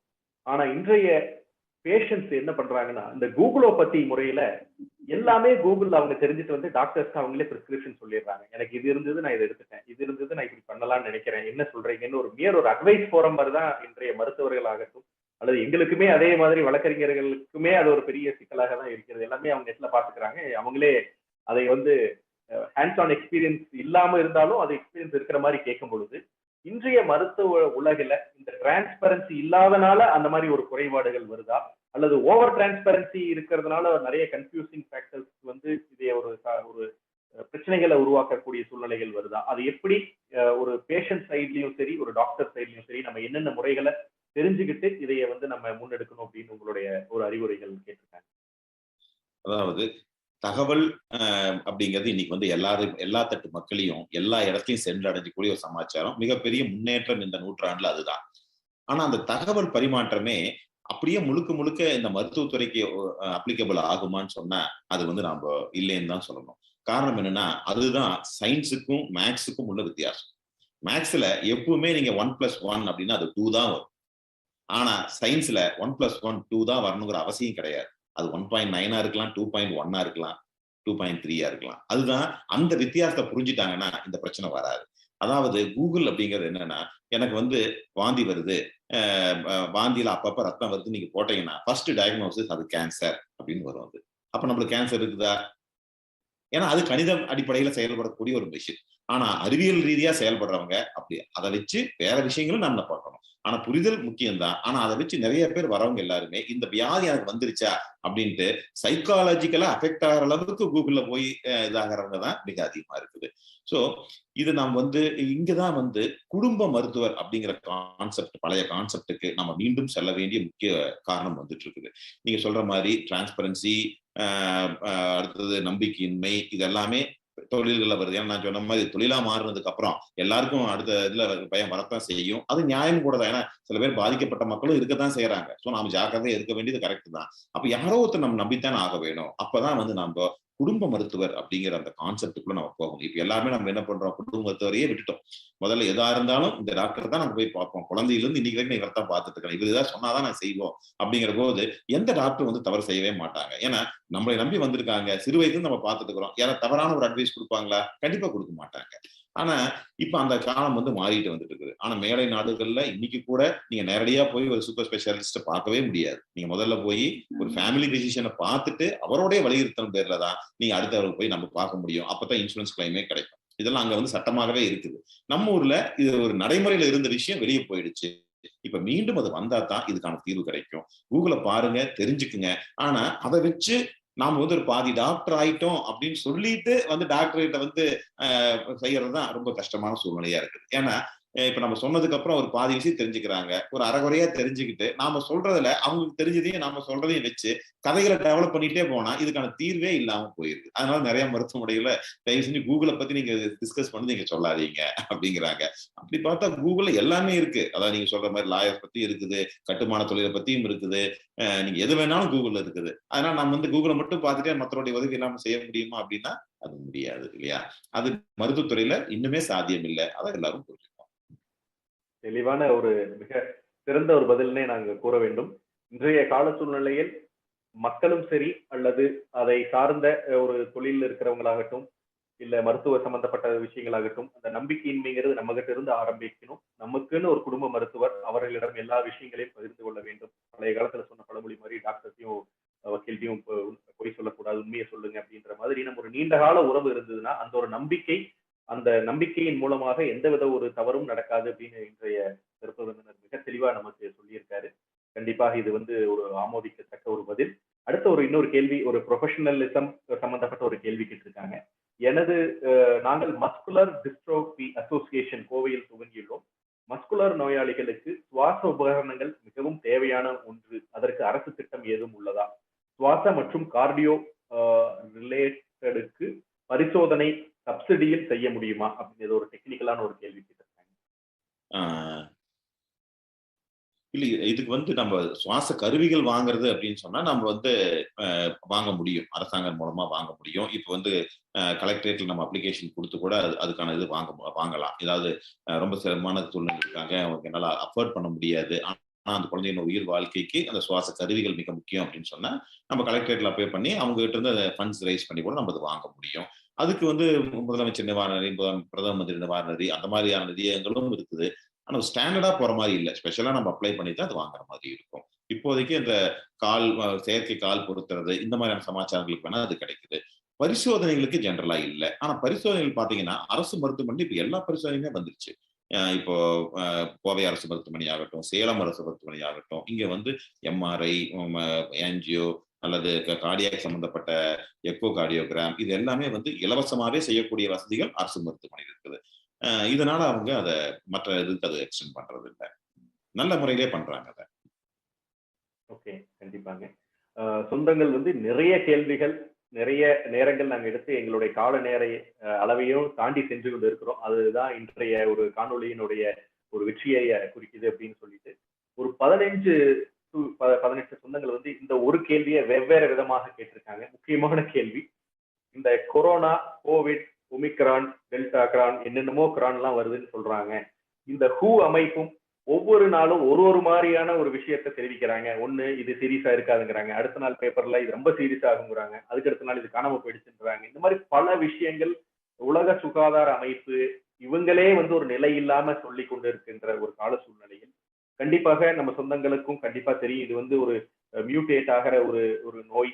இதுக்கு தெளிவான ஒரு பதில் இல்லை அப்படின்ற ஒரு ஒரு பதில் அவங்களுக்கு தெரிஞ்சிருந்தாலும் அனைவருக்கும் அந்த உயிர் பயம் அப்படிங்கிறது ஒரு விஷயம் இருக்கு. அது போக குடும்பத்தை காப்பாற்ற வேண்டும், வெளியில சென்று உழைத்தால் தான் நமக்கு ஊதியம் கிடைக்கும், இந்த மாதிரி ஒரு சூழ்நிலை இருக்கிறதுனால இது இரண்டையும் ஜீரணித்துக் கொண்டு நம்ம எப்படி போகணும் அப்படிங்கிற அடுத்த கட்டத்தை அவங்க பார்க்கும் பொழுது நிறைய சொந்தங்கள் இந்த கேள்விதான் கேட்டிருக்காங்க. இந்த கொரோனாவுக்கு முடிவு ஏதாவது இருக்குமா, அல்லது இது எவ்வளவு நாள் போகும்னு உங்களுடைய கணிப்பு என்ன? ஏன்னா கண்டிப்பா இது யாரும் இறுதியிட்டு சொல்ல முடியாது. ஏன்னா எல்லாத்துக்குமே இது ஒரு ஒரு ட்ரைனிங் டெஸ்டிங் கிரவுண்டாக இருக்கக்கூடிய சூழ்நிலையில இதற்கு நாம எப்படி தயார்படுத்திக் கொள்ளுவது, இந்த கோவிட் எங்க போய் முடியும், ஏதாவது அதுக்கு உண்டான வழிமுறைகள், உங்களுடைய ஆலோசனைகள், ஏன்னா நீங்க அந்த துறை சார்ந்து இருக்கிறதுனால நீங்க உங்களுடைய அதனுடைய அனுபவ ரீதியிலான பல விஷயங்களை நீங்க கற்று தெரிந்திருப்பீர்கள். அதற்கு நம்ம சொந்தங்களுக்கு அந்த கோவிட் சம்பந்தப்பட்ட ஒரு விஷயங்களை உங்களுக்கு ஒரு அறிவுரைகளாக கேட்டுக்கொண்டு இருக்கிறார்கள். கொரோனா தொற்று இப்ப 2 ஆண்டு காலமா நம்மளை பாதிச்சிருச்சு. இப்ப கிட்டத்தட்ட 2 ஆண்டுகள் ஆயிடுச்சு. இப்ப அதை நம்ம விட்டு நீங்கி போயிட்டு இருக்குதுன்னு தான் நினைக்கிறேன் நானு.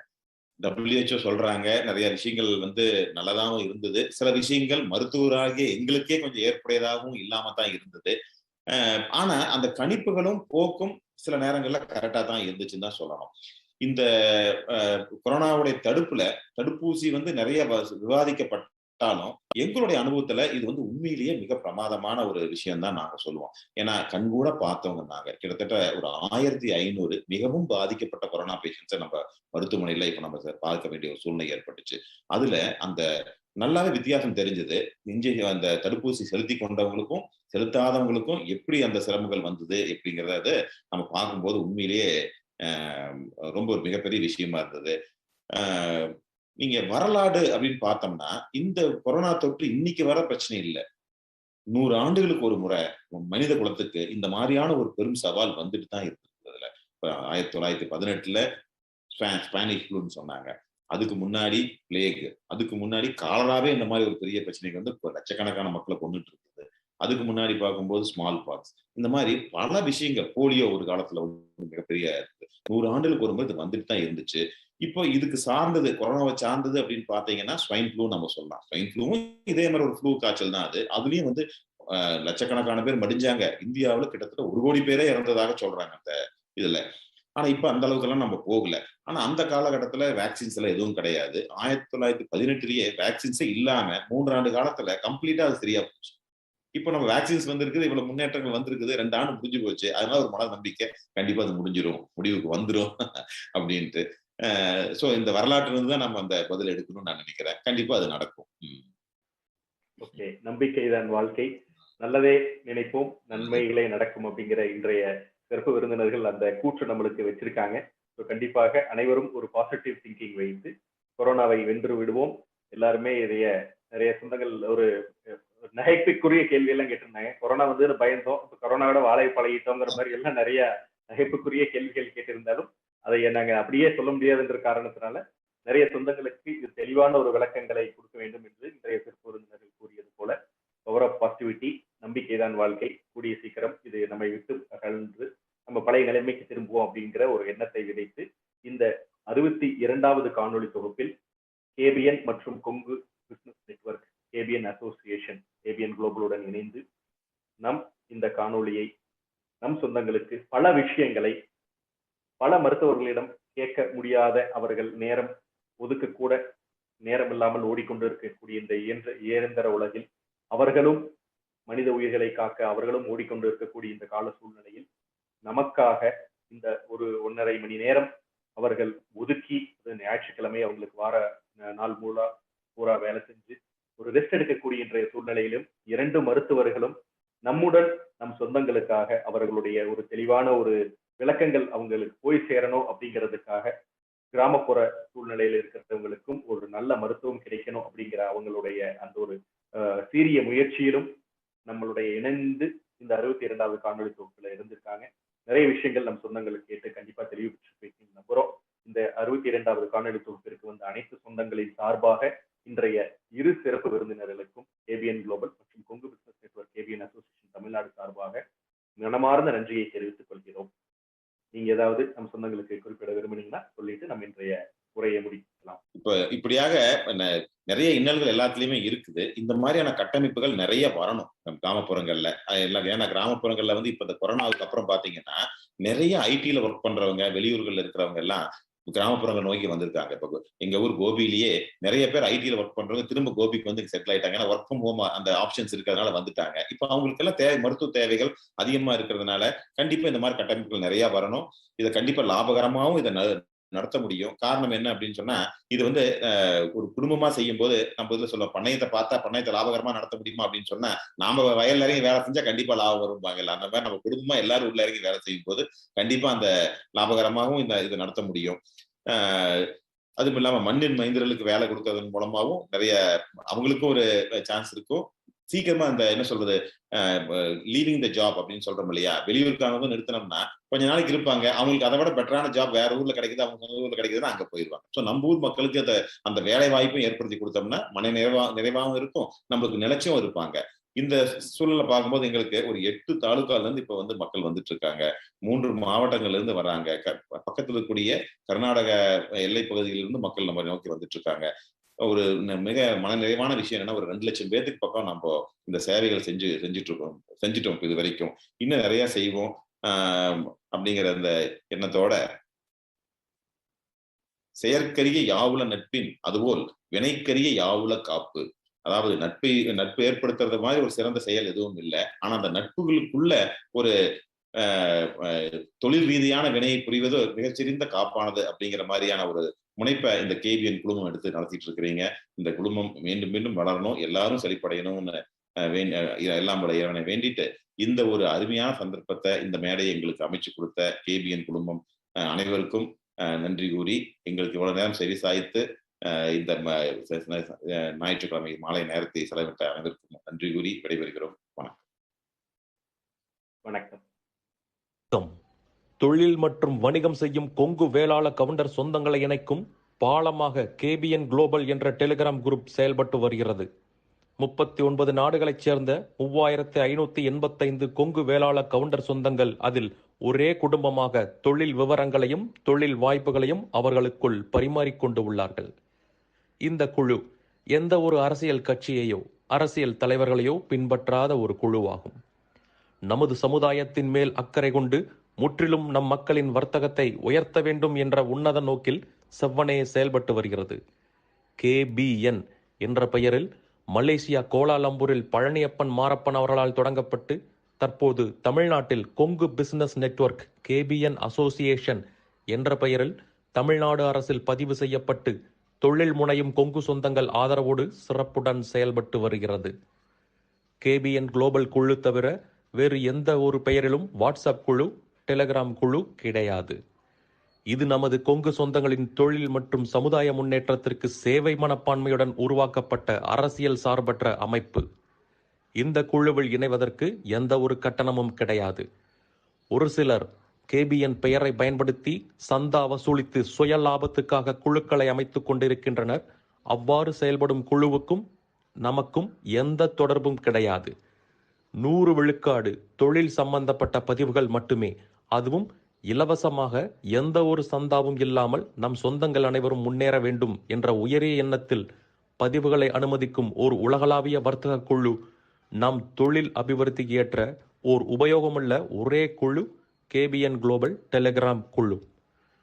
சொந்தங்களுக்கு இது குறித்து சந்தேகங்கள் இருந்தால் +60 13299144 +6 013 2999 என்ற அலைபேசி எண்ணில் வாட்ஸ்அப் குறுஞ்செய்தி அனுப்பலாம்.